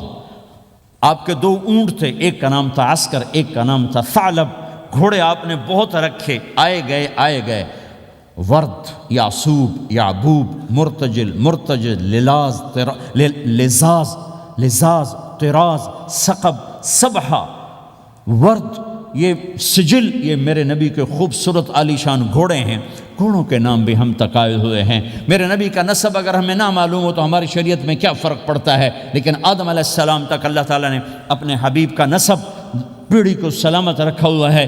محمد بن عبداللہ بن عبد المطلب بن ہاشم بن عبد مناف بن قصی بن کلاب بن مرہ بن کعب بن لوی بن غالب بن فہر بن مالک بن نضر بن کنانہ بن خزیمہ بن مدرکہ بن الیاس بن مدر بن نزار بن معد بن عدنان بن اود بن حمیصہ بن سلامان بن عوز بن بوز بن قموال بن ابی بن عوام بن ناشد بن حزا بن بلداس بن یدلاف بن طابخ بن جاحم بن ناحش بن ماخی بن عیفی بن عبقر بن عبید بن الدعاء بن حمدان بن سنبر بن یثربی بن یحزن بن یلحن بن ارعوا بن عید بن ذیشان بن عیسر بن اقناد بن ایہام بن مقصر بن ناحد بن زار بن سمی بن مزی بن عوض بن عرام بن قیدار بن اسماعیل بن ابراہیم بن آذر بن ناحور بن سروج بن رعو بن فائج بن عابر بن ارفقشاد بن سام بن نوح بن لامک بن متوشال بن ادریس بن یرد بن ملہلیل بن قینان بن آنوش بن شیسر بن آدم علیہ السلام۔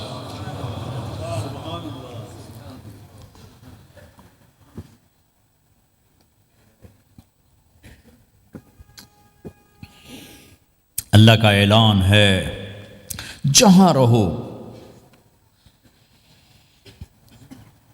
اللہ کے نبی کے طریقوں کو پکڑ کے رہو۔ اللہ تعالیٰ تک پہنچنے کا بس ایک ہی راستہ ہے، ایک ہی راستہ ہے، ایک ہی راستہ ہے، وہ ہے جناب رسول اللہ صلی اللہ تعالی علیہ وسلم کی مبارک زندگی۔ نقل مار لو، نقل مارنے سے پاس ہو نہیں جاتے لوگ۔ ہمارے انڈیا پاکستان میں خوب نقل چلتی ہے، وہ نقل لگاتے ہیں پاس ہو جاتے ہیں۔ میں بھی ذمہ داروں کی اولاد، پڑھنے کا شوق نہیں تھا، ہمیشہ نقل مار کے ہی پاس ہوئے، کیونکہ پڑھنے کا شوق ہی نہیں تھا۔ ماں باپ نے ڈنڈا چڑھا دیا کہ ڈاکٹر بنانا ہے، ڈاکٹر بنانا ہے، ڈاکٹر بنانا ہے۔ مجھے کبھی زندگی بھر شوق نہیں ہوا کہ میں نے ڈاکٹر بننا ہے۔ بھائیو، اپنے نبی کی نقل اتار لو، اللہ پاس کر دے گا۔ اس نے ایک چنا ہے جس کو حبیب بنایا ہے۔ 10,000 سال کا پروسیس ہوا اور اس میں سے محمد مصطفیٰ صلی اللہ علیہ وسلم کی ہستی کو وجود ملا۔ آپ کو آنے میں اتنا زمانہ چاہیے تھا کہ اعلیٰ سے اعلیٰ چیز کے بننے میں دیر لگتی ہے، تو کائنات 10,000 سال گھومی اور تب جا کر میرے حبیب مصطفیٰ صلی اللہ تعالی علیہ وسلم کو اللہ تعالیٰ نے وجود بخشا۔ سب سے عالی نسب، سب سے عالی خاندان، سب سے عالی صفات۔ اب اللہ کے خزانوں سے لینے کا راستہ پاؤنڈ نہیں، ڈالر نہیں ہے، تجارت نہیں ہے۔ اللہ سے لینے کا راستہ میرے نبی کا طریقہ ہے۔ تجارت میں ہو، زراعت میں ہو، جاب میں ہو، کھیتی باڑی میں ہو، میرے نبی کا طریقہ ایک مسجد کا ہے، نماز۔ 5 وقت کی نماز یہ میرے نبی کی آنکھوں کی ٹھنڈک ہے۔ 5 وقت کی نماز اس امت کی شان پہچان ہے۔ اور اللہ تعالیٰ نے پہلی امتوں پر اتنی بڑی مشقت ڈالی کہ ان کی نماز مسجد کے علاوہ کہیں نہیں ہوتی تھی، مسجد میں ہی ہوتی تھی۔ ہمارے لیے کتنی آسانی کر دی، جاب میں ہے مصلی بچھا نماز پڑھ، چلو مصلی بھی کوئی نہیں، زمین دیکھ اس پر کوئی گندگی تو کوئی نہیں ہے، بس زمین بھی تیرے لیے پاک ہے، چل نماز پڑھ۔ اور آسانی کر دی، پانی کوئی نہیں ہے، کوئی بات نہیں، مٹی میں ہاتھ مار، منہ پہ مل، پھر ایک ہاتھ مار، یوں کر، چل نماز پڑھ، میں تیری قبول کروں گا۔ یہ کسی امت کے ساتھ یہ نہیں ہوا، انہیں وضو ہی کرنا تھا چاہے پانی 50 میل پر موجود ہو۔ اور ہمارے لیے پانی کوئی نہیں ہے، چلو تیمم، مٹی میں ہاتھ ہمارا یوں کیا، پھر ہاتھ ہمارا ایک یوں کیا، ایک یوں کیا، چل بھائی اللہ اکبر، قبول۔ عمار بن یاسر رضی اللہ تعالیٰ عنہ سفر میں تھے، ان کو نہانے کی ضرورت ہو گئی، نائٹ فال ہو گیا، تو انہوں نے سوچا کہ ویسے تو آدمی کو وضو کی ضرورت ہوتی ہے تو خالی منہ پہ ہاتھ مارا اور یوں کونیوں تک، لیکن مجھے تو غسل کی ضرورت ہے، تو خالی اس سے تو کافی نہیں ہوگا۔ تو انہوں نے کپڑے اتارے، اکیلے تھے، ریت کے اوپر کبھی یوں لیٹے، کبھی یوں لیٹے، کبھی یوں لیٹے، 3-4 دفعہ یوں اور یوں رول ہوتے ہوتے پھر انہوں نے نماز پڑھی۔ آئے اللہ کے نبی کی بارگاہ میں، یا رسول اللہ مجھے رات کو نہانے کی ضرورت پڑ گئی، تو میں نے کہا وضو کے لیے تو خالی یہ 2 دفعہ کرنا کافی ہے، تو یہ تو نہانا تھا، تو میں تو ریت میں خوب رول ہوتا رہا۔ میرے نبی نے انما یکفیک ضربتان، ارے سیدھے بندے عمار، اس کے لیے بھی اتنا ہی کافی تھا کہ تو یوں کرتا اور یوں کرتا اور تو پاک ہو جاتا۔ اللہ نے اس نبی کے طفیل اس محبوب مصطفیٰ صلی اللہ علیہ وسلم کے طفیل اللہ نے کیا کیا سہولتیں اور آسانیاں ہمیں عطا فرمائیں۔ پھر نماز 4 کی 2 رکعت کر دی کہ بھئی تم مسافر ہو 2 پڑھو، روزے میں سفر میں روزہ معاف کر دیا، بعد میں رکھ لینا، بعد میں رکھ لینا، قضا کرنے کو حکم، بالکل چھوڑنے کا نہیں۔ اور کہا کہ بھائی مریض ہو چھوڑ دو، مسافر ہو چھوڑ دو، اور نماز 2 رکعت کر دو، سنتیں چھوڑ دو۔ ابن عمر رضی اللہ تعالیٰ عنہ بیٹھے تھے تو انہوں نے 2 رکعت پڑھ کے بیٹھ گئے، تو ان کے خادم نے کہا سنتیں نفل نہیں پڑھو گے؟ کہا اگر پڑھنا تو 4 فرض پڑھتا میں، میرے اللہ نے معافی دی تھی تو میں کیوں پڑھوں؟ میرے نبی نے سفر میں سنتیں نہیں پڑھی کبھی، اپنی امت کو سہولت دینے، فجر کی سنتیں 2 پڑھتے تھے، اس کے علاوہ سنتیں نہیں پڑھیں تاکہ میری امت کو سہولت ہو، آسانی ہو۔ ایک دفعہ بارش ہو رہی تھی اور کوئی جگہ نہیں تھی نماز پڑھنے کے لیے، تو آپ نے اپنی اونٹنی کو آگے کیا اور اس پر بیٹھ گئے، بیٹھے ہی تھے، پیچھے صحابہ نے اونٹنیوں پر ہی صفیں بنائیں، اور یہ نماز اونٹنی پہ بیٹھ کر ادا کی گئی۔ بارش کے اندر نماز اونٹنی کے اوپر نماز بھی ہو گئی، رکوع بھی ہو گیا، سجدہ بھی ہو گیا، سلام بھی ہو گیا۔ پہلی امتوں کے لیے نہیں تھا، سجدہ ہی کرنا پڑے گا۔ یہ اللہ کے محبوب مصطفیٰ صلی اللہ تعالی علیہ وسلم کی طفیل، میرے اللہ نے ہم پہ فضل و احسان کیا، تو میرے نبی کی زندگی میں عبادات میں نماز سب سے اعلیٰ نظر آتی ہے، سب سے نمایاں نظر آتی ہے۔ اور پھر بازار میں، گھر میں، دفتر میں، ماحول میں میرے نبی کے اخلاق، یہ زندگی کا دوسرا روشن پہلو ہے۔ میرے نبی کی ساری زندگی 2 لفظوں میں آتی ہے، عبادت اخلاق، عبادت اخلاق، یا 2 اور لفظ، حقوق اللہ، حقوق العباد، حقوق اللہ، حقوق العباد۔ حقوق اللہ میں نماز سب سے اعلیٰ، اور حقوق العباد میں لوگوں کی برداشت کرنا، لوگوں سے درگزر کرنا، معاف کرنا، جھوٹ سے بچنا، دھوکے سے بچنا۔ میرے نبی سے پوچھا گیا یا رسول اللہ مسلمان کنجوس ہو سکتا ہے؟ ہم نے کہا ہو سکتا ہے۔ یا رسول اللہ مسلمان کمزور ہو سکتا ہے، بزدل ہو سکتا ہے، ڈرپوک ہو سکتا ہے؟ آپ نے کہا ہو سکتا ہے۔ یا رسول اللہ مسلمان جھوٹ بول سکتا ہے؟ آپ نے کہا نہیں، جھوٹ نہیں بول سکتا، جھوٹ نہیں بول سکتا۔ ہے میرے نبی نے فرمایا میرا امتی ہر گناہ کر سکتا ہے، پر ایک جھوٹ نہیں بولے گا، ایک دھوکہ نہیں دے گا۔ لیکن پوری دنیا میں سب سے زیادہ جھوٹ بولنے والا اور دھوکہ دینے والا وہ اس امت کا فرد بن چکا ہے۔ سب سے زیادہ دھوکہ دینے والے ہم بن گئے، سب سے زیادہ جھوٹ بولنے والے ہم بن گئے۔ اور میرے نبی نے فرمایا تھا کہ مسلمان جھوٹ نہیں بولتا، دھوکہ نہیں دیتا، ہر گناہ کر سکتا ہے، جھوٹ نہیں بولے گا، دھوکہ نہیں دے گا۔ یہ میرے نبی کی زندگی کا دوسرا پہلو ہے کہ سچائی پہ جمو۔ چند پیسے بچانے کے لیے جھوٹ بولنا، ٹیکس بچانے کے لیے جھوٹ بولنا، کتنے پاؤنڈ بچا لو گے؟ ادھر تمہارے سامنے سچ روشن کھڑا ہوا ہے۔ میرے نبی نے کہا الصدق ینجی والکذب یہلک۔ ادھر جھوٹ کھڑا ہے، ادھر جھوٹ کے ساتھ 4 پاؤنڈ بچیں گے، ادھر سچ کے ساتھ اللہ ملے گا، لے لو جو لینا ہے لے لو۔ ہاں، الا لعنت اللہ علی الکاذبین، جھوٹوں پہ اللہ کی لعنت۔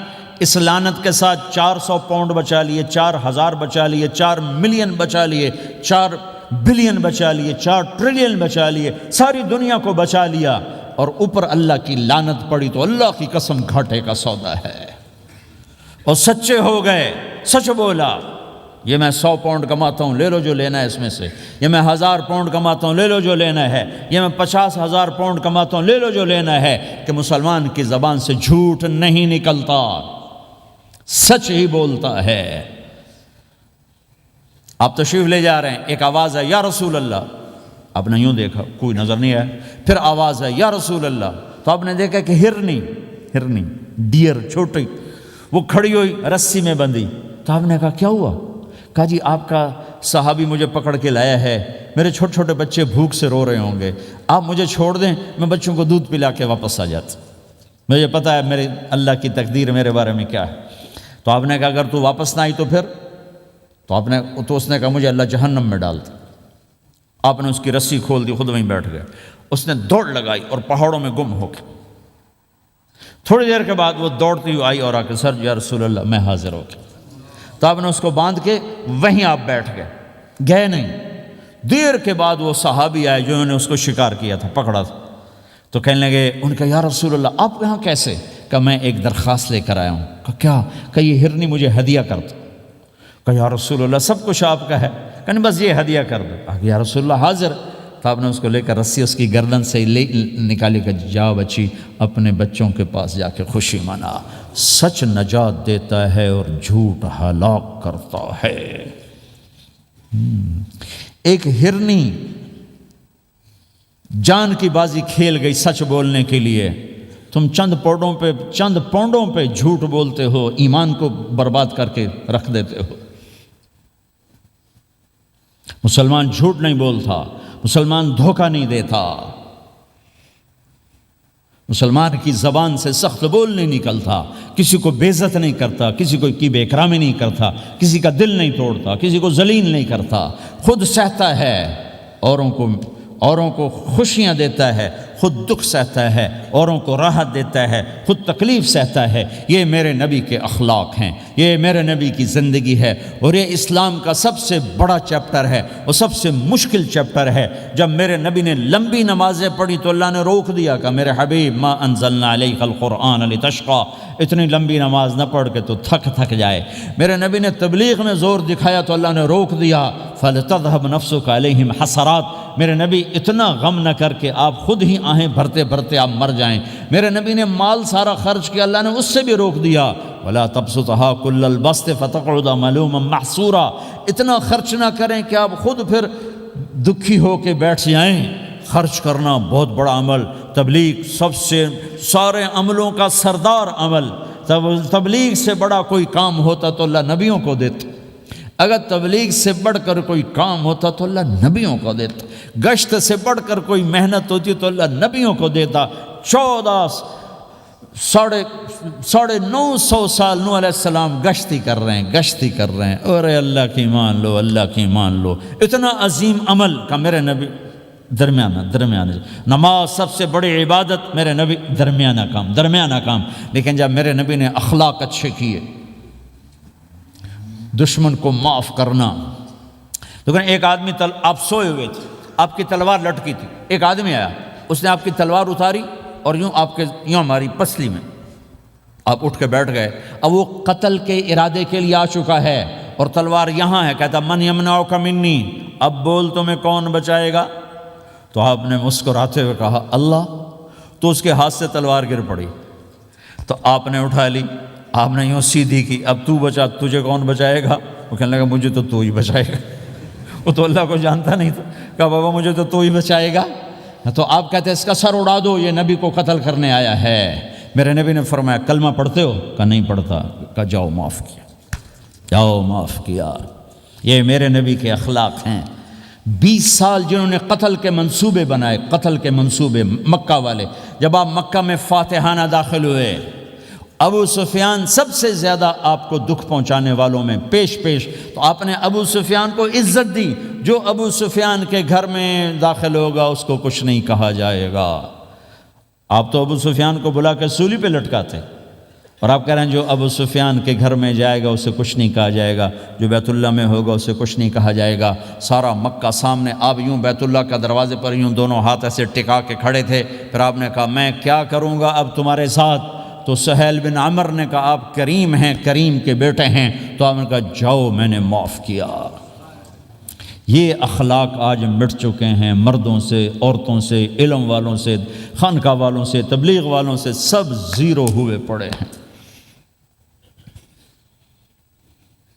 جب تک یہ اخلاق زندہ نہیں ہوتے اسلامی زندگی قائم نہیں ہو سکتی، اسلامی معاشرت قائم نہیں ہو سکتی، اور دین دو چیزوں سے آگے پھیلتا ہے، ایک دعوت اور ایک اخلاق۔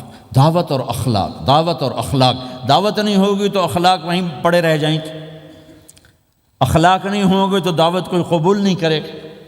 میرے نبی نے کتنے معجزے دکھائے مکے میں، نہیں کلمہ پڑھا۔ بدر میں ان کے 70 مارے گئے، فرشتوں کو دیکھا، جبریل کے گھوڑے کی آواز سنی، کلمہ نہیں پڑھا۔ خندق میں شکست ہوئی، کلمہ نہیں پڑھا۔ پانی نکلتے دیکھا انگلیوں سے، کلمہ نہیں پڑھا۔ ایک بکرے کا ایک بازو پکایا، ایک بازو بکرے کا، ایک اگلا جو بازو ہوتا، اور 40 آدمیوں نے کھانا کھایا اور ایک بوٹی کم نہیں ہوئی، ایک بوٹی کم نہیں ہوئی، کلمہ نہیں پڑا۔ لیکن جب میرے نبی نے کہا جاؤ معاف کیا تو سارے ہی کلمہ پڑ گئے کہ واقعہ یہ اخلاق نبی کے ہو سکتے۔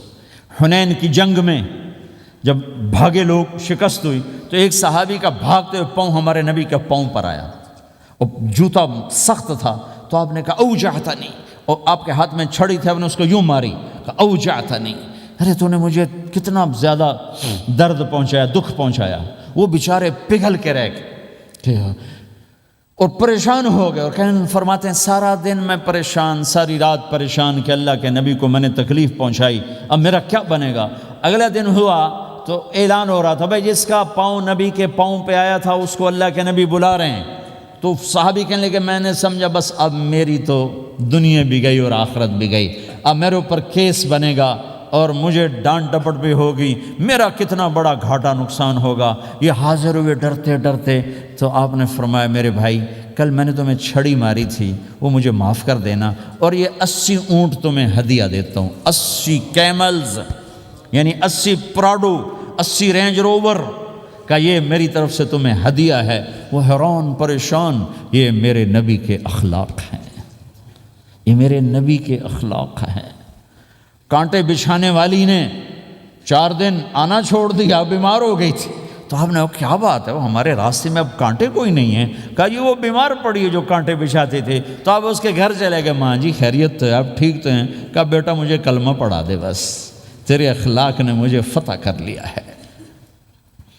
میرے بھائیوں یہ چیپٹر بھول چکے ہیں، بھول چکے ہیں، بھول چکے ہیں۔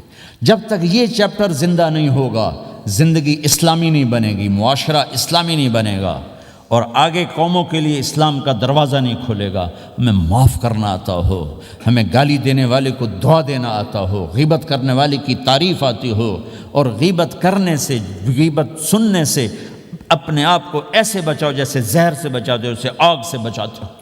ایک دوسرے کو نفرت کا بول نہ بولو ورنہ ساری زندگی تباہ و برباد ہو جائے گی۔ میرے رب کی قسم، میرے نبی نے کہا ایک زبان کا بول انسان بولتا ہے اور جہنم کی گہرائیوں میں گر جاتا ہے، اور ایک زبان کا بول انسان بولتا ہے اور جنت کے درجات پر چڑھ جاتا ہے۔ یہ زبان بہت طاقتور چیز ہے، میں ہر بیان میں اس کو دہرا رہا ہوں کہ جتنا یہ عمل ختم ہو چکا ہے اتنا کوئی عمل بھی نہیں ختم ہوا ہے۔ میرے نبی نے فرمایا معاذ تمہیں سارے دین کا خلاصہ بتاؤں؟ معاذ الا انبئک بملاک ھذا کلہ، میں تمہیں پورے دین کا خلاصہ بتاؤں؟ کون معاذ؟ کون معاذ جس کے ہاتھ میں علماء کا جھنڈا ہوگا؟ کون معاذ؟ میں ابھی مئی میں ان کے اردن اجتماع میں گیا، آگے ان کے اربد میں گئے، آگے وہاں ان کا مقبرہ ہے 18 کلومیٹر، میں گیا کمرے میں داخل ہوا تو سارا کمرہ خوشبو سے مہک رہا تھا، اور مجھے ایک شخص نے بتایا یہ خوشبو 24 گھنٹے یہاں آتی رہتی ہے۔ جن کو 18 ہجری میں انتقال ہوا، 1417 سال ہو گئے مرے ہوئے، اور قبر سے خوشبو آ رہی، خوشبو آ رہی، خوشبو آ رہی۔ اس آدمی کو سمجھایا کیسے اور بتایا کیا؟ معاذ تمہیں سارے دین کا خلاصہ بتاؤں؟ کہا جی بتائیں۔ تو آپ نے یوں کیا، اپنی زبان نکالی اور اس کو پکڑا انگلی سے، پھینکا، کف ھذا، معاذ اس زبان پہ قابو پا جا، یہ پورا دین ہے۔ یہ زبان آج کھل گئی ہے، کھل گئی ہے۔ حضرت لقمان علیہ السلام کا فرمان ہے بیٹا میں چپ رہنے پہ کبھی نہیں پچھتایا، میں ہمیشہ اپنے بول پہ پچھتایا ہوں۔ معاذ نے کہا یا رسول اللہ زبان کے بول پہ پکڑ ہوگی؟ کہ تیرا بھلا ہو جائے معاذ، سب سے زیادہ جہنم میں دھکا دینے والی زبان ہوگی۔ اور ایک صحابی ہیں ابو دجانہ۔ کون ابو دجانہ؟ السابقون الاولون من المہاجرین والانصار، اس میں پہلی صف کے صحابہ۔ کون ابو دجانہ؟ جب آپ حج پر گئے تو اپنی جگہ مدینے کا امیر ابو دجانہ کو بنایا۔ ابو دجانہ حج میں شریک نہیں ہوئے کہ آپ نے اپنی جگہ ان کو اپنا نائب بنا کے وہاں کھڑا فرمایا ابو دجانہ میری جگہ پر مدینے کا امیر ہے، یہ وہ ابو دجانہ ہیں۔ کون ابو دجانہ؟ جو جنگ بدر سے لے کر آخری حج تک ہر سفر میں شریک ہیں، ہر سفر میں شریک ہیں۔ ان کی ایک بات میں بتانا چاہتا ہوں، پہلے تھوڑی سی ان کی ہسٹری بتانا چاہتا ہوں۔ کون ابو دجانہ؟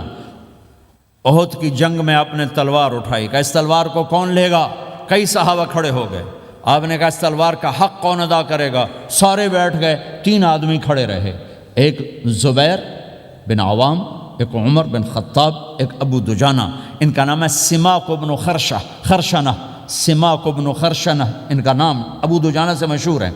تو آپ نے تلوار نہ عمر کو دی، نہ زبیر کو دی، ابو دجانہ کو دی تھی۔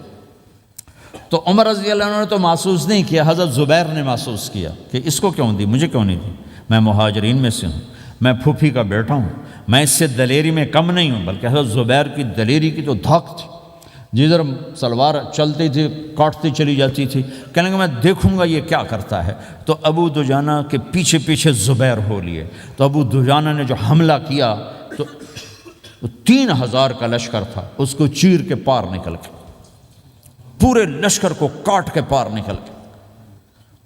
اور آگے عورتیں کھڑی تھیں جو مکے کے لشکر کو تیار کر رہی تھیں، نحن بنات طارقی نمشی علی النمارقی مشی القتل بوارقی المسک فی المخالقی المسک فی المفارقی والدر فی المخالقی ان تقبلوا نعانقی وتدبروا نفارقی فراق غیر وامقی۔ یہ گانا گا رہی تھیں اور ان کو تیار کر رہی تھیں۔ تو جب ابو دجانہ کی تلوار نظر آئی تو سب بھاگیں، ہندا پکڑی گئی۔ تو آپ نے یوں اپنی تلوار ہندا کے سر پر رکھی، انہوں نے چیخ ماری، تلوار ہٹا لی۔ تو زبیر پیچھے پیچھے کہ یہ کیا کیا ہے؟ جنگ میں اگر کوئی عورت حصہ لے اسے مارنا جائز ہے، ویسے جائز نہیں ہے، عورت کو، بچے کو، بوڑھے کو ہاتھ لگانا جائز نہیں ہے۔ تو انہوں نے کہا تلوار کیوں نہیں چلائی؟ کہا میرے محبوب کی تلوار ہے، عورت کے خون سے رنگین کر کے اس کی شان نہیں گھٹانا چاہتا، یہ میرے نبی کی تلوار۔ پھر واپس ہوئے، پھر اٹیک کیا اور پھر مجمع کو چیر دیا۔ سامنے ایک آدمی آ رہا تھا ہاتھی کی طرح، اتنا لمبا موٹا تازہ۔ تو زبیر کہنے لگے میرے جی میں آیا کبھی اس کی ٹکر ہونا، پھر میں دیکھوں ابو دجانہ کیا چیز ہے۔ تو اللہ کا کرنا ایسا ہوا، ابو دجانہ دونوں آمنے سامنے ہو گئے۔ تو وہ ایسے شاہ سوار تھے کہ دونوں طرف کے لشکر ذرا تھم گئے اور وہ دونوں بھڑ گئے۔ ابو دجانہ کے اپنے جوہر، اس پہلوان کے اپنے جوہر، غبار اٹھا، مٹی اٹھی، اور اس کی اپنی طاقت، ان کی اپنی طاقت، انہوں نے ابو دجانہ کو اس نے زخمی کر دیا۔ ابو دجانہ نے جو جوش میں آ کے ماری تلوار، اس کو لگی یہاں، تو اتنی طاقت سے لگی کہ اس کے نیچے اتر کر 2 ٹکڑوں میں تقسیم کر دی۔ ماری تو ایک حصہ ادھر، ایک حصہ، پھر یوں دیکھا اور اپنے چہرے سے لوہی کی ٹوپی اتاری، کہا ما ترا انا ابو دجانہ، کیا دیکھ رہے ہو؟ میں ہوں ابو دجانہ، تلوار صحیح لی ہے میں نے، غلط نہیں لی۔ یہ ابو دجانہ ہیں۔ اور جب شکست ہو گئی احد کی جنگ میں، اور پھر 10-12 آدمی نے آپ کو گھیرے میں لیا ہوا تھا، ان میں ایک ابو بکر تھے، عمر تھے، علی تھے، طلحہ تھے، زبیر تھے، سعد بن ابی وقاص تھے، اور سہل بن حنیف تھے، عبادہ قتادہ بن نعمان تھے، اور ابو دجانہ تھے رضی اللہ تعالی عنہم۔ ان میں سے ایک ابو دجانہ بھی تھے، اور یمامہ کی جنگ میں ابو دجانہ شہید ہوئے، یمامہ کی جنگ میں شہید ہوئے۔ یہ ابو دجانہ کی تھوڑی سی سیرت آپ کے سامنے آئی ہے۔ اس کے بعد اب آپ ان کے قول کو سنو تاکہ اس کا وزن آپ کے سامنے آئے۔ یہ بدر کے شریک ہیں، اللہ کے نبی نے کہا بدر کا صحابی جو مرضی کرے بخشا گیا۔ یہ صلح حدیبیہ کے شریک ہیں، اللہ نے قرآن میں کہا لقد رضی اللہ، میں ان سے راضی ہو گیا۔ یہ صحابی ہیں، اللہ نے کہا کلا وعد اللہ الحسنی، اے میرا نبی تیرے ہر صحابی کے لیے جنت کا وعدہ ہے۔ اور اب یہ کیا کہتے ہیں؟ یہ کیا کہتے ہیں لوگو؟ ان ارجع عملی عند، لوگو میرے پاس، ابو دجانہ میرے پاس بخشش کا سب سے بڑا عمل جانتے ہو کیا ہے؟ بدر نہیں، احد نہیں، حدیبیہ نہیں، خندق نہیں، خیبر نہیں، فتح مکہ نہیں، آخری حج نہیں۔ کیا ہے؟ کیا ہے لوگو؟ ان ارجع عملی عندی، میرے پاس آخرت میں بخشش کا سب سے بڑا عمل بس ایک ہے کہ ما آذیت احدا بلسانی، میں نے اپنی زبان سے کبھی کسی کو دکھ نہیں پہنچایا۔ ولا اجد فی قلبی غلا لاحد، اور میرے دل میں کسی کے لیے بغض کوئی نہیں ہے، بس یہ میری بخشش کا عمل ہے۔ تو بھائیو، نبی کے اخلاق میں دو چیزیں لے لو، ایک زبان سے کسی کو دکھ نہ دو، ایک دل میں کسی کا بغض نہ رکھو۔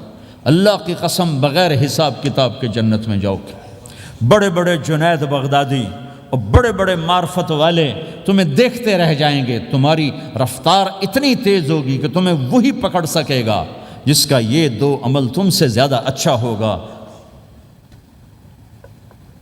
جس روڈ پہ رش ہوتا آپ وہاں سے گاڑی ہٹا لیتے ہو کہ بھائی ادھر نہیں جانا، ادھر رش ہے، وہ سائن وغیرہ آپ کو آ جاتے ہیں کہ بھائی ادھر بلاک ہے، ادھر نہیں جانا، ادھر جانا ہے۔ تو جہاں روڈ پہ رش ہوتا ہے تو قیمتی سے قیمتی گاڑی کی رفتار بھی آہستہ ہو جاتی ہے، اور جہاں روڈ خالی ہوتا ہے تو پرانی گاڑی بھی بھاگے جا رہی ہوتی ہے۔ ہمارے یہاں پرانی گاڑی ہوتی ہے نا، پرانی بسوں کے پیچھے لکھا ہوتا ہے نہ انجن کی خوبی نہ ڈرائیور کا کمال، خدا کے سہارے چلی جا رہی ہے۔ اور جس کے پاس ایسی گاڑی ہو، نہ انجن کی خوبی نہ ڈرائیور کا کمال، تو اگر اس کو روڈ خالی مل جائے تو وہ تو مرسیڈیز والے سے پہلے پہنچے گا، رینج روور والے سے پہلے پہنچے گا، بینٹلی والے سے پہلے پہنچے گا، رولز رائس والے سے پہلے پہنچے گا، جو وہ تو پھنسی کھڑی ہے اور اس کا روڈ ہی خالی ہے۔ تو میرے بھائیوں، یہ میں ایک مثال دیتا ہوں، عبادات کی روڈ پہ بہت رش ہے، نمازی بے شمار ہیں، روزے دار بے شمار ہیں، عمرے والے بے شمار ہیں، حج والے بے شمار ہیں، اور تہجد گزار بے شمار ہیں، علماء بے شمار ہیں، حافظ بے شمار ہیں، ذکر والے بے شمار ہیں، بہت رش ہے، تبلیغ والے بے شمار ہیں، لیکن جو اخلاق والا روڈ ہے نا، یہ خالی پڑا ہے۔ اس پہ موٹر سوزوکی پہ چڑھ کے آ جاؤ تو سب سے آگے نکل جاؤ، سائیکل پہ چڑھ کے آ جاؤ تو سب سے آگے نکل جاؤ، کہ روڈ ہی خالی ہے۔ اخلاق کا روڈ خالی ہے۔ غصے کو پینا،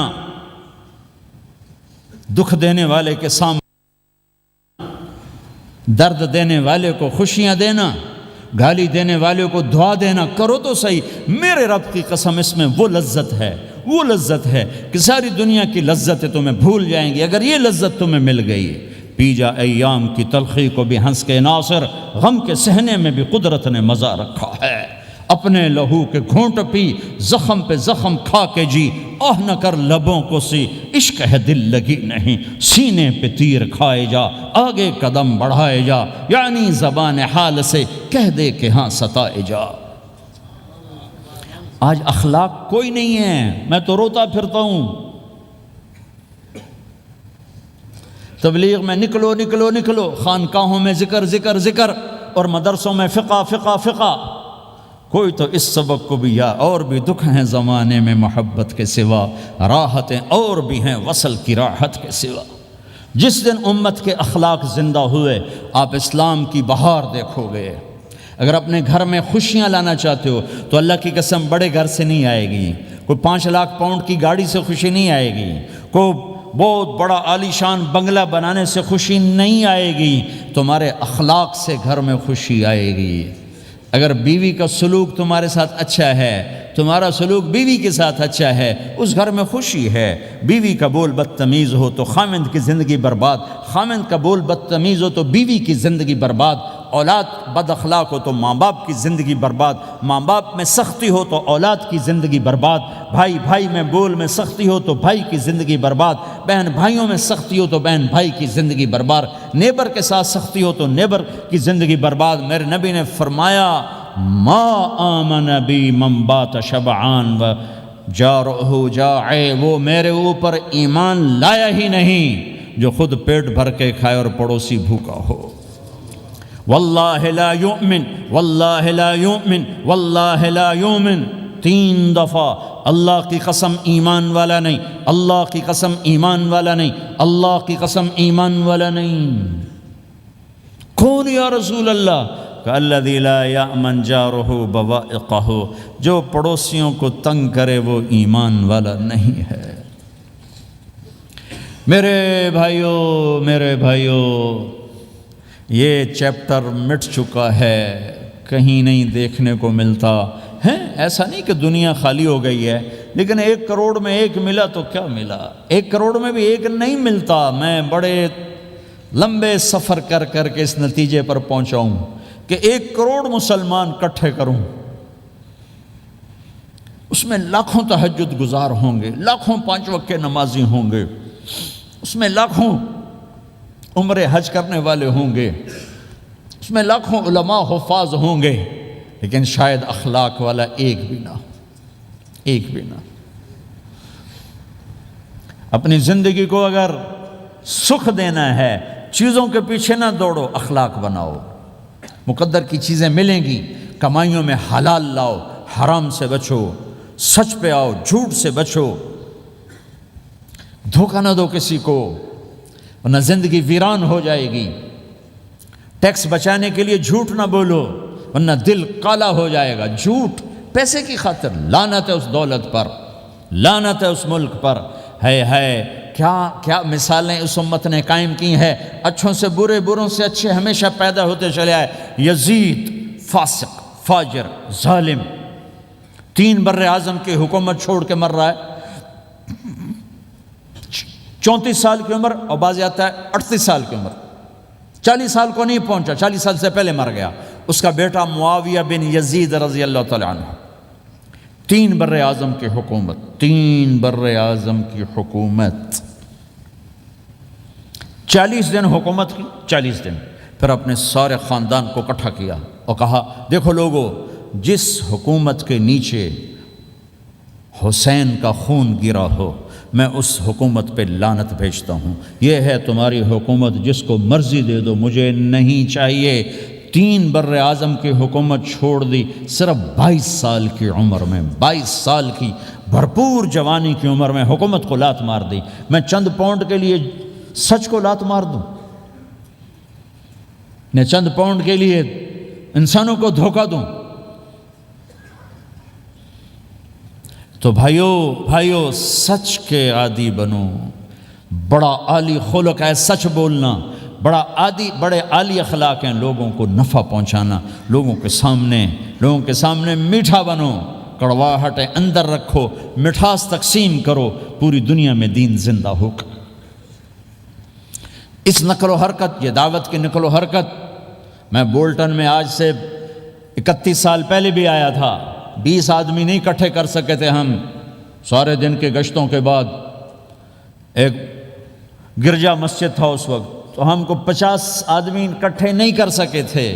آئیے ہزاروں کا مجمع ہے، اس کے پیچھے پتہ نہیں کتنی محنتیں ہوئی ہیں، تب جا کر یہ رنگ بنا ہے، اس ایک شکل بنی ہے، اس میں رنگ بھرنے کی ضرورت ہے، اور وہ ہے میرے نبی کے اخلاق، میرے نبی کی مبارک زندگی، جس میں درگزر، جس میں معاف کرنا، جس میں میٹھا بول، جس میں چھوٹا بن جانا اور دوسرے کو بڑا بنانا، جس میں سچ بولنا، جس میں دھوکے سے بچنا، یہ مسلمان کی شان ہے۔ تو ہمارے تو نوجوان یہاں کی لڑکیوں کو دھوکہ دیتے ہیں، پیپر بنانے کے لیے یہاں کی لڑکیوں سے شادی کرتے ہیں، ان کی زندگیاں برباد کر دیتے ہیں، اپنا ایمان خراب کرتے ہیں، ان کی زندگی خراب کرتے ہیں۔ مسلمان ہی دھوکے باز بن جائے تو لوگوں کو راہبری راہبر کون بنے گا؟ تو میرے بھائیو، اللہ اس کے رسول کو ڈھونڈنے کے لیے یہ تبلیغ کی محنت ہے، در در پھرو، اور یہ 2 باتیں بن جائیں، ایک ہماری عبادات ٹھیک ہو جائے، ایک ہمارے اخلاق ٹھیک ہو جائے۔ اس کو لے کر جب ہم پھریں گے تو اللہ کے فضل سے ایک لہر چلے گی جو دنیا کے ہر آخری کونے تک پہنچے گی، ہر گھر کو اللہ تعالیٰ توحید کے نور سے روشن کر دے گا۔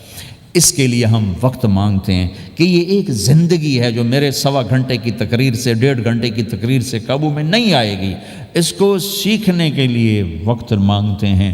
نکلو میرے بھائیو، اور آج تک جو اللہ پاک کے ساتھ، اللہ کے رسول کے ساتھ کوئی جنگ کی، اس سے صلح کر لو، کسی سے لڑے ہوئے ہو فوراً صلح کر لو، اس کو بھی منا لو، اس سے بھی مان جاؤ، کسی سے روٹھے نہ رہو، کسی سے قطع تعلق نہ کرو، سب سے سلام کرو، دل کو صاف رکھو۔ ابو دجانہ جیسی ہستی فرماتے ہیں کہ میری بخشش کا عمل یہ ہے کہ زبان سے دکھ نہیں دیا، دل میں بغض کوئی نہیں، اور وہ کہتے ہیں یہ میرا سب سے بڑا عمل ہے۔ یہ اپنے نبی کے اخلاق میں 2 باتیں لے لیں، اس زبان سے کسی کو دکھ نہ پہنچے، دل میں کتنے ہی لوگ ستائیں، بغض نہ رکھو، صاف کرو، دھو دو۔ اور فرائض میں نماز چھوٹے نہیں، اور پھر اس کو لے کر یہ امت پھرے، چونکہ اس امت کا کام بیٹھنا نہیں ہے، اس امت کا اجتماعی جرم ہے کہ انہوں نے اللہ کے دین کے لیے پھرنا چھوڑ دیا، اس امت کی اجتماعی خطا ہے کہ انہوں نے اللہ کے پیغام کو آگے پہنچانا اس کو اپنا کام نہ سمجھا، اس کے لیے پھرنا چھوڑ دیا تو اپنے بھی ہاتھوں سے نکل گئے، پرائے تو پہلے ہی پرائے تھے۔ تو میرے بھائیو، اس کے لیے نیت کرو، ارادے کرو۔ جو بھائی یہ تیار ہوں یہ دسمبر کے آخر تک، تو وہ کھڑے ہو کر ذرا اپنے ناموں کا اظہار فرما دیں، اور یہ جو چھٹیاں آ رہی یہ ساری چھٹیاں لگانے کے لیے جو نوجوان تیار ہوں وہ بھی کھڑے ہو کے اپنی شکلیں زیارت کروا دیں، اللہ بھی راضی ہو جائے، اللہ کا نبی بھی راضی ہو جائے۔ جلدی سے کھڑے ہو کر بتا دیں، فرمائیں جی۔ فرمائے پہ ہمت کر کے فرمائے پہ ماشاءاللہ اپنے نام لکھوائے ماشاءاللہ۔ بولو بھائی، یہ چھٹیاں تو ماشاءاللہ ہوتی ہیں، اس میں نوجوانوں کو نکلنا چاہیے۔ اکثر نوجوان بیٹھے ہیں، اٹھو بھائی۔ جی بھائی ہمت فرمائے پہ ماشاءاللہ۔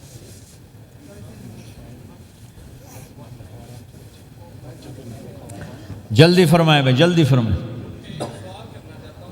ایسے نہیں ہوگا، پہلے 4 مہینے دینا پھر سنوں گا۔ بیٹھ جاؤ، یہاں سوال نہیں کیا جاتا بھائی۔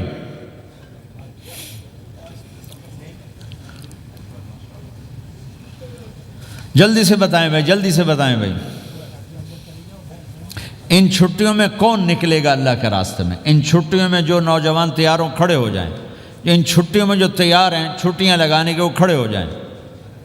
چھٹیاں اللہ کے راستے میں۔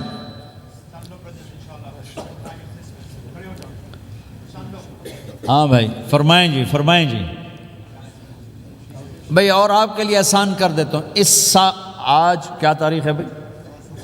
22 نومبر۔ اگلے سال 22 نومبر تک اللہ زندگی رکھے، جو بھائی چلے 4 مہینے کے لیے تیار ہوں وہ کھڑے ہو جائیں۔ 1 سال کے اندر، 1 سال کے اندر انشاءاللہ ہم جائیں گے، وہ بھائی کھڑے ہو جائیں۔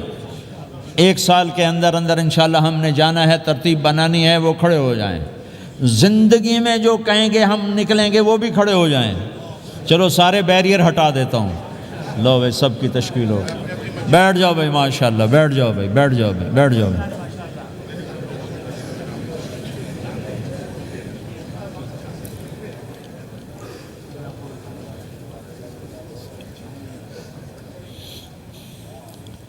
ہاں بھائی بیٹھ جا، میں دعا کرتے ہیں۔ دعا سے پہلے تھوڑی سی بات کرنا چاہتا ہوں، سن لیں پھر انشاءاللہ دعا کرتے ہیں۔ مسلمان کی زندگی چلتے پھرتے دعوت ہے، مسلمان کی زندگی چلتی پھرتی دعوت ہے۔ اگر اسلام ہماری زندگی میں ہو، عبادات ایسی چیزیں جو نظر نہیں آتی، اخلاق ایسے چیزیں جو چھپ نہیں سکتی۔ اخلاق ایک ایسی صفت ہے جس کو آپ چھپا نہیں سکتے، بد اخلاقی ایسی برائی ہے جس کو آپ چھپا نہیں سکتے۔ شراب تو چھپ سکتی ہے، اندر کمرے میں بیٹھ کے پی لے، روزہ چھپ سکتا ہے، نہیں رکھا کسی کو کیا خبر، نماز بھی چھپ جاتی، نہیں خبر پڑھی ہے کہ نہیں پڑھی، لیکن برے اخلاق بھی نہیں چھپتے اور اچھے اخلاق بھی نہیں چھپتے۔ ایک اچھے اخلاق خوشبو کی طرح مہکتے ہیں اور برے اخلاق گندگی طرح بدبو چھوڑتے ہیں۔ ہمارا معاشرہ اسلامی اس وقت بنے گا جب ہمارے اخلاق عالی ہوں گے، تو یہ نقل و حرکت اس کو طاقت پہنچائے گی۔ یہ گھر بیٹھنے سے چیز نہیں آئے گی بھائی، پھرنا پڑے گا، دھکے کھانے پڑیں گے، لیکن ان دھکوں میں بھی اللہ نے بڑی لذت رکھی ہے، بہت عجب نشہ ہے اس کا۔ جنید جمشید مجھے پہلی دفعہ ملا 97، جب وہ بہت بڑا اس وقت تھا، وہ لیجنڈ گلوکار، تو اس نے مجھ سے کہا کہ مولانا جس گلیمر کو پاکستانی نوجوان خوابوں میں دیکھتے ہیں وہ گلیمر مجھے فزیکلی حاصل ہے، لیکن میرے اندر اندھیرا ہے، روشنی نہیں، خالی ہے۔ کیوں؟ اوف۔ میں نے کہا تمہارے سیدھے گھٹنے میں درد ہو، تم الٹے گھٹنے میں دوا لگاؤ تو فائدہ ہوگا، کہنے گا نہیں۔ میں نے کہا اندھیرا تمہاری روح میں ہے اور تم روشن کر رہے ہو جسم کو، کبھی میوزک سے، کبھی کسی چیز سے، کبھی کسی چیز سے، تو عورت، شراب، میوزک، ان کا روح میں کوئی واسطہ ہی نہیں، یہ روح تک جاتی نہیں، ان کی پینیٹریشن جسم تک ہے، اور جسم کو کنٹرول روح کرتی ہے۔ جب روح میں بھوک اٹھتی ہے تو وہ پریشانی میں کی شکل میں ظاہر ہوتی ہے. تم اللہ سے تعلق بنا لو، یہ سب کچھ ٹھیک ہو جائے گا. پھر جب اس نے 3 چیلے شروع کیے تو اس کا مجھے فون آیا. ہمارا ایک شہر ہے چھوٹا سا، زلزلے میں ختم ہو گیا تھا، بالا کوٹ. تو اس کا مجھے وہاں سے فون آیا کہ مولانا میں ایک پرانی مسجد میں ایک پھٹی ہوئی چٹائی پر لیٹا ہوا ہوں، اور جس سکون کو میں 5 سٹارز ہوٹل میں دیکھتا تھا، ڈھونڈتا تھا، وہ آج مجھے یہاں مل چکا ہے. اور مجھے یوں لگتا ہے میں ہوا میں اڑ جاؤں گا، میں ہوا میں اڑ جاؤں گا. کیا ہوا کہ اللہ سے تعلق بنا اور روح میں سکون آ گیا، ٹھنڈک آ گئی. تو ایک گناہوں سے بچنا اور ایک فرائض کو پورا کرنا، ایک اپنے اخلاق کو ٹھیک کرنا، یہ چند ایک کام ہیں جو کر لے گا اللہ اسے آباد کر دے گا. جہاں ہو نماز نہ چھوٹے، رمضان آ جائے روزے نہ چھوٹیں، زکوٰۃ فرض ہو جائے خوشی سے ادا کریں،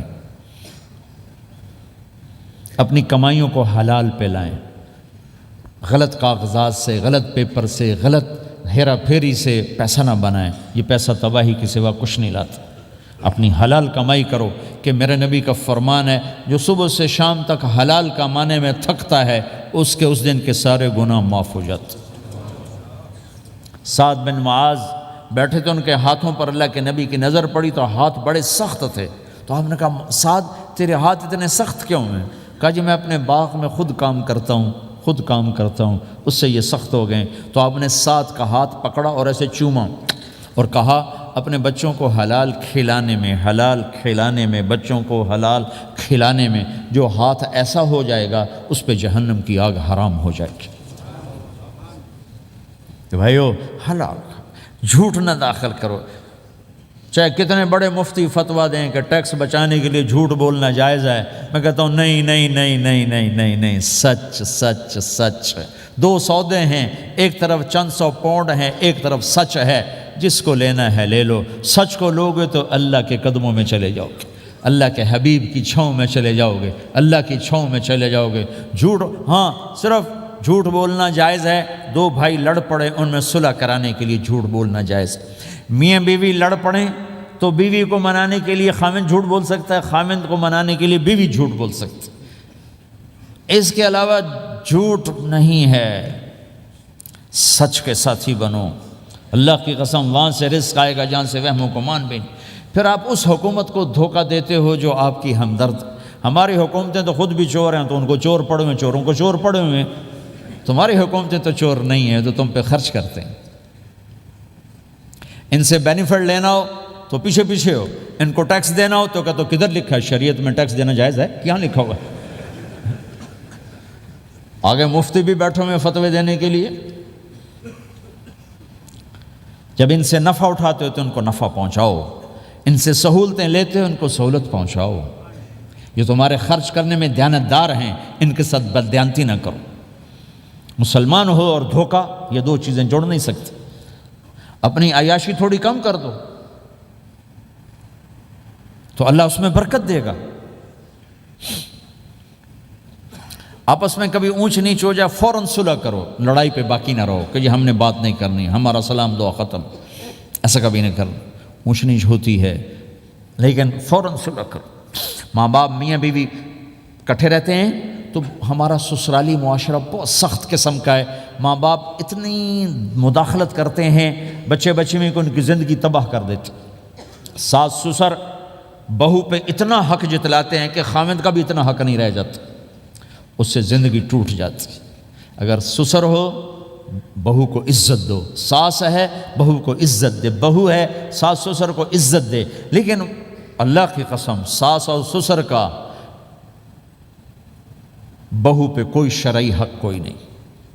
میرے بچے کی شادی ہوئی، میں نے اپنی بیوی سے کہا بات سنو، ہم کسی کی بیٹی کو لے کے آ رہے ہیں، اگر ماں بن کے دکھاؤ گی تو میں یہاں اس کو لاؤں گا، اور اگر ماں بن کے نہیں دکھانا تو میں اس کو الگ گھر دیتا ہوں تاکہ ہم اس کی زندگی میں دخل انداز نہ ہوں، ہم ان کی زندگی کو خراب نہ کریں. اگر کسی کے پاس الگ گھر دینے کی وسعت نہیں ہے تو وہ خود تو الگ ہو سکتا ہے کہ نہیں ہو سکتا؟ ایک ہی گھر میں رہتے ہیں، الگ گھر کی وسعت نہیں تو دونوں باہر نکل جاؤ، بچوں کی زندگی سے باہر نکل جاؤ. اپنا ان پر حاوی نہ کرو ورنہ آپ خود بھی برباد ہو جاؤ گے، ان کو بھی برباد کر دو۔ کتنی طلاقوں کے پیچھے ساس اور سسر ہیں، کتنی طلاقوں کے پیچھے میاں بیوی کی آپس کی بدتمیزی ہے کہ اس ماحول میں برداشت کرنے کا رواج ہی ختم ہو گیا۔ برداشت نہیں کرنا، بڑا نقصان سہنا ہے، چھوٹا نہیں سہنا۔ ڈائمنڈ کیسے بنتا ہے؟ ڈائمنڈ کاربن ہے، وہ ڈائمنڈ کیسے بنتا ہے؟ وہ پریشر کو برداشت کرتا، اللہ چمکا کے اسے ڈائمنڈ بنوا دیتا۔ تو نوجوانوں کے ذمے ہے کہ اپنی بیوی کو پروٹیکشن دیں ماں باپ سے۔ ماں باپ زیادتی کریں، سامنے آ جائیں، ہاتھ جوڑیں، پاؤں پکڑیں، بدتمیز نہ ہوں کہ ابا جی میں آپ کا حکم، اب مجھے اس کا کیا کرنا ہے، اماں جی اب مجھے فرمائیں میں کیا کرنا ہے، میرے ذمے ہے، اس کے ذمے نہیں ہے۔ بیوی زیادتی کرنے لگے تو اس کے سامنے ہو جاؤ، دیکھو بیگم یہ تیرا میرا رشتہ ٹوٹ سکتا ہے، ماں باپ کا رشتہ ٹوٹ نہیں سکتا ہے۔ ماں باپ کا وہ رشتہ ہے جسے توڑا نہیں جا سکتا، نکاح تو ایک بول پہ ٹوٹ جاتا ہے۔ میں تیری ہر ضرورت پوری کروں گا لیکن تو میرے ماں باپ کے لیے تکلیف کا باعث نہ بن۔ یہ مرد کی ذمہ داری ہے، ہم یہ معاشرہ بھلا چکے ہیں۔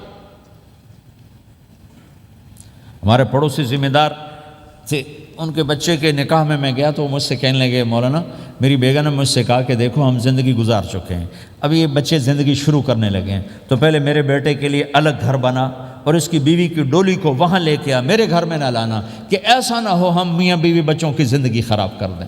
تو پہلے میں نے بیٹے کا گھر بنایا ہے، اب اس کی شادی کر رہا ہوں، اس کی بیوی کی ڈولی وہاں اترے گی، میرے گھر میں نہیں اترے گی کہ ہم دونوں میاں بیوی کہیں ان کو خراب نہ کر بیٹھے۔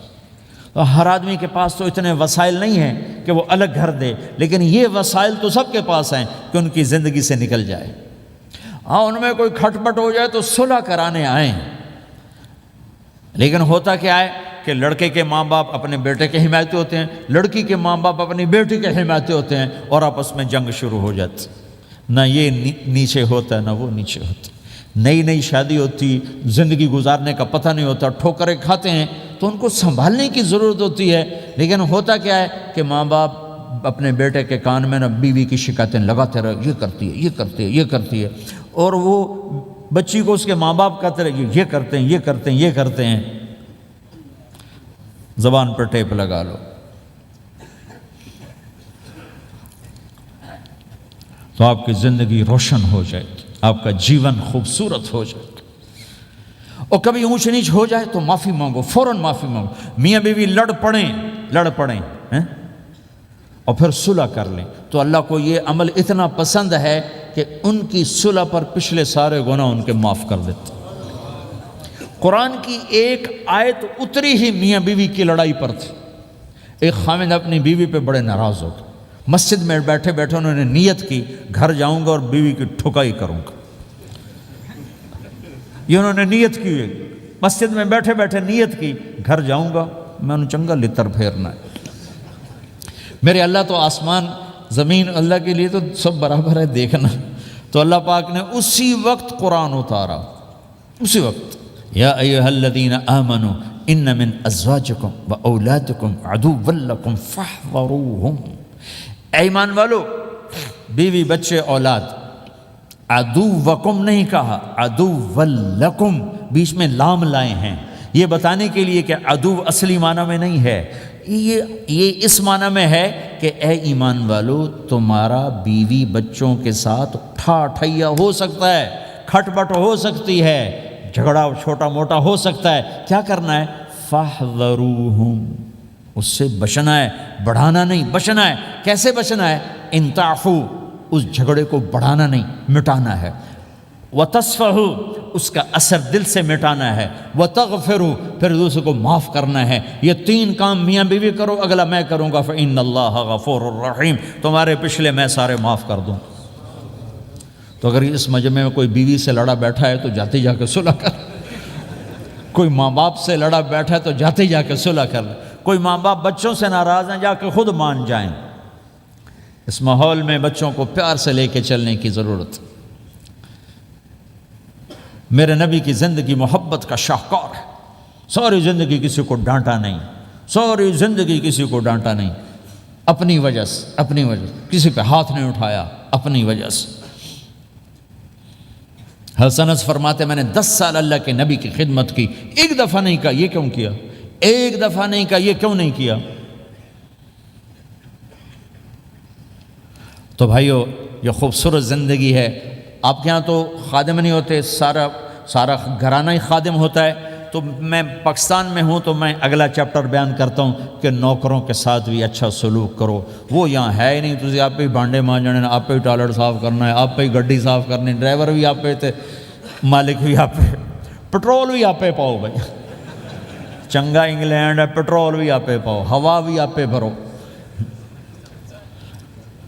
2.5 لاکھ کی گاڑی یا ڈرائیور آپ پہ، ہماری 2.5 لاکھ پاؤنڈ کی، ہماری 2.5 لاکھ کی سزوکی ہوتی ہے، ہمارا نوکر بیٹھا گاڑی چلا رہا تھا۔ نوکر تو اللہ کی بڑی نعمت ہے، تم اس سے محروم ہو۔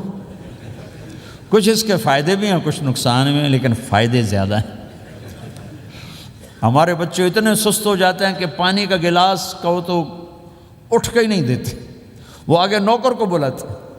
میری اپنی میرے ابا جی مجھے کوئی کام کہتے، پتر جا میں نا انہوں صد کیا، تو میں جا ابا جی آندھے انہوں صد کیا، میں خود نہیں جاتا، ایسی سستی پڑ جاتی۔ یعنی تمہیں اپنی حماقت بتا رہا ہوں۔ سردی میں لیٹا ہوا تھا تو میری رضائی گر گئی، تو میں نے باہر سے نوکر بلایا، میں کہو بشیرہ او جی اور ہمیں نا رضائی میرے اتے پا، تو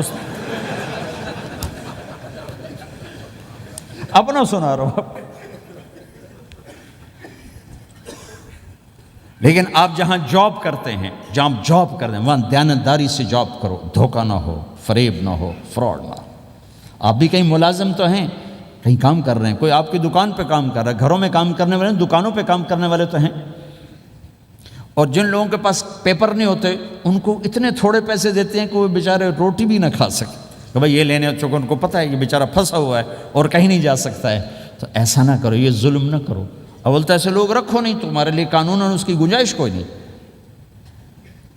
لیکن اگر کوئی اس طرح رکھتا ہے تو پھر یہ ظلم نہ کرے کہ 100 کی بجائے 10 پاؤنڈ دے رہا ہو کہ بھائی لینے تو لے لو، اس کو پتہ ہے اس بیچارے نے کہیں نہیں جانا۔ ایسے ظالم نہ بنو۔ وہ ہمارے ہاں کرائسس چل رہا ہے بہت زیادہ، تو جو بیچارہ پھنس جاتا ہے نا تو اپنی پراپرٹی بیچنے پر آتا ہے، تو اس کی 1 کروڑ کی پراپرٹی کے 20 لاکھ لگاتے ہیں۔ میں گزر رہا تھا مال ٹاؤن میں، ایک دوست کے پاس ٹھہرا تھا، وہ پراپرٹی ڈیلر تھا۔ تو ہم صبح واک کر رہے تھے تو ایک گھر کے قریب سے گزرے، کوئی 6 کنال کا گھر تھا۔ مجھ سے کہنے لگا مولانا اس گھر کی قیمت ہے 24 کروڑ۔ 24 کروڑ کا گھر ہے فزیکلی، لیکن اس کا مالک پھنس چکا ہے قرضوں میں، اب اس کو بیچنا چاہتا ہے، تو 18 کروڑ سے اوپر 1 پیسہ نہیں کوئی لگا رہا، اور یہ اس بیچارہ بیچے گا، یہ 8 کروڑ کا لاس لے کر 6 کروڑ کا لاس لے کر بیچے گا چونکہ یہ پھنس چکا ہے۔ میں نے کہا اگر میرے پاس پیسے ہوتے تو میں اس کا 24 کروڑ کا گھر لیتا 30 کروڑ کا، کہ 24 کروڑ اس کے قرضے میں جاتے اور 6 کروڑ سے اپنا الگ کاروبار کر لیتے۔ مسلمان تو مظلوم کی مدد کرتا ہے، مسلمان تو دکھی کی مدد کرتا ہے، نہ کہ مصیبت زدہ کو اور لوٹ لینا، مرے نو مارے شاہ مدار، یعنی مصیبت زدہ پر اور مصیبت ڈالنا۔ بھائیو یہ وہ خوبصورت اخلاق ہیں، اپناؤ گے اللہ چمکائے گا، اللہ اس جہان کی عزت دے گا۔ اور ایک آخری میری بات ہے، بہت بڑا مجمع ہے، بہت سارے نوجوان نظر آ رہے ہیں، آج تک جو اللہ رسول سے جنگ کی اس سے صلح کر لیں، جو گناہ کی اس سے معافی مانگ لیں۔ ادھر ہم معافی مانگیں ادھر اللہ معاف کر دے گا، ادھر ہم توبہ کریں ادھر اللہ معاف کر دے گا۔ اور آپ تو ماشاءاللہ سارے بہت اچھے بیٹھے ہوئے ہیں۔ میرا ایک شاگرد ہے مولوی امجد، کراچی میں امام مسجد، اس کے پڑوس میں ایک عورت تھی، وہ لڑکیاں سپلائی کرنے کا کام کرتی تھی۔ کتنا ذلیل کام ہے، اور سال سے اس کے بیٹے سے اس میرے شاگرد نے دوستی لگائی اور میرے بیان کی کیسٹ دے دی، کہا بھائی یہ سن لینا، میرے استاد جی کی کیسٹ ہے۔ اس نے گھر میں جا کے لگا لی، اس کی ماں چلتے پھرتے کانوں میں آواز پڑ رہی ہے، آخر وہ آ کے بیٹھ گئی، کہنے لگی سنا، مجھے بھی سنا۔ تو اس نے سارا سنا، پھر کہا دوبارہ سنا، پھر سنا، کہا دوبارہ سنا، پھر سنا۔ تو کہنے لگی یہ کون ہے؟ کہا پتہ نہیں کون، تمہیں کس نے دی؟ کہا یہ امام مسجد نے۔ تو بچے کا ہاتھ پکڑا اور آ گئی دروازے پر، اس وقت لوگ تراویح پڑھ کے باہر نکل رہے تھے، کہنے لگے میں نے امام صاحب سے ملنا ہے۔ وہ آ گئے، کہا جی یہ کیسٹ آپ نے دی؟ کہا جی۔ یہ کون ہے؟ کہا میرے استاد ہیں۔ کیا نام ہے؟ طارق جمیل۔ اچھا، انہوں نے توبہ کی بڑی بات بتائی ہے، تمہیں پتہ ہے نا میرا کیا کام ہے؟ ہاں۔ کہا میری توبہ قبول ہو سکتی ہے؟ کہا کیوں نہیں اماں جی ہو سکتی۔ کہا ٹھیک ہے پھر میں اللہ کو گواہ بناتی ہوں، میری توبہ۔ اور اس نے مسجد میں آنا شروع کر دیا تراویح میں، 5واں روزہ ہے، اور دعا مانگتی ہے اللہ اگر میری توبہ قبول ہے تو مجھے اپنے پاس بلا لے، یا اللہ اگر میری توبہ قبول ہے تو مجھے اپنے پاس بلا لے۔ 29ویں روزے سجدے کی حالت میں اللہ نے اٹھا لی۔ ساری زندگی کام کیا؟ لڑکیوں کی سپلائی، اتنا بدترین کام، اور موت آئی رابعہ بصری جیسی۔ یہ ہے توبہ کا کمال، کہ اللہ کی رحمت سے کبھی نا امید نہیں ہونا چاہیے۔ اللہ کوئی تھانے دار نہیں ہے کہ اس نے چھتر پھیرنا ہے، اللہ کریم ہے، مہربان ہے، ہمارا دوست ہے، ہمارا رب ہے۔ تو جب کبھی خطا ہو فوراً توبہ کرو، فوراً توبہ کرو، انشاءاللہ ایک دن آئے گا کہ اللہ ہمیں اپنی توبہ پہ پکا کر دے گا۔ تو یہ نیت تو کرو سارے جتنے بیٹھے ہو، بوڑھے جوان، کہ پچھلے پر ہم توبہ کرتے ہیں۔ کرتے ہو نیت؟ کہو یا اللہ میری توبہ، پھر کہو یا اللہ میری توبہ، پھر کہو یا اللہ میری توبہ۔ اگر یہ آپ نے سچے دل سے کہا ہے تو آپ کو مبارک ہو، آپ کے سب گناہ معاف ہو گئے، سارے معاف ہو گئے۔ حقوق باقی ہیں، علماء سے پوچھ لینا ان کی ادائیگی کیسے کرنی ہے، گناہ سارے معاف ہو گئے۔ اور آئندہ اگر کبھی توبہ ٹوٹے تو پھر کر لینا، پھر کر لینا، پھر کر لینا، میرے رب کی رحمت پہ کوئی اثر نہیں پڑتا۔ لن تبلغوا ضری فتضرونی ولن تبلغوا نفعی فتنفعونی، یہ میرے رب کی صفت ہے۔ وہ کہتا میں نفع سے بھی پاک ہوں، نقصان سے بھی پاک ہوں، نہ کوئی مجھے نفع پہنچا سکتا ہے نہ کوئی نقصان پہنچا سکتا ہے۔ تو میرے گناہوں سے اس کو کیا گھاٹا پڑتا ہے؟ مجھے گھاٹا پڑتا ہے۔ لہٰذا جب بھی ہم معافی مانگیں گے وہ خوشی سے معاف کریں گے، جب بھی توبہ کریں گے خوشی سے قبول کریں گے، ٹھیک ہے نا؟ سارے نیت کرتے ہو؟ درود شریف پڑھو۔ اللہم لک الحمد کما انت اہلہ وصلی علی محمد کما انت اہلہ وافعل بنا ما انت اہلہ انک اہل التقوی و اہل المغفرہ ربنا آتنا فی الدنیا حسنہ وفی الآخرۃ حسنۃ وقنا عذاب النار۔ یا اللہ ہم نے توبہ کی ہے، ہماری توبہ قبول فرما۔ یا اللہ اپنے فضل و کرم سے اس کو پختہ فرما، اپنی محبت دے، اپنے حبیب کی محبت دے، اپنے حبیب کی معرفت دے۔ اس سب نوجوانوں کو قبول فرما، اس پورے شہر میں بسنے والے اہل ایمان کو قبول فرما، اس مسجد مدرسے کو قبول فرما۔ یا اللہ پوری دنیا کے انسانوں کے لیے ہمیں ہدایت کا ذریعہ بنا، ہمیں ہدایت کا ذریعہ بنا، ہمیں ہدایت کا ذریعہ بنا۔ یا اللہ ہم سے راضی ہو جا، ہم سب سے راضی ہو جا۔ جو ہمارے اہل و عیال مر کے تیرے پاس چلے گئے ان کی بخشش فرما دے۔ جب ہمارے جانے کا وقت ہے تو ایمان پہ خاتمہ نصیب فرما۔ یا اللہ ہمیں بیماریوں سے نجات دے، دکھ دردوں سے نجات دے، قرضوں سے پریشانیوں سے نجات دے۔ ہمیں کشادہ زندگی عطا فرما، ہمیں حلال کشادہ رزق عطا فرما، جسمانی ایمانی صحت مقدر فرما۔ ہر قسم کے دکھ درد ہمارے جسم سے چن لے، ہمیں عافیت صحت والی زندگی دے، اپنی اطاعت میں تھکنے والا بدن دے، اور اپنے راستے میں خرچ کرنے والا مال دے، اور آپس میں الفت اور محبت دے، ہمارے اندر کے بغض نکال دے، حسد نکال دے، نفرتیں نکال دے۔ ہم سب سے راضی ہو جا اور ہمیں اپنے سے راضی کر لے۔ وصلی اللہ تعالی النبی الکریم، آمین برحمتک یا ارحم الراحمین۔ بھائی راستہ دے دینا، مسافہ نہ کر۔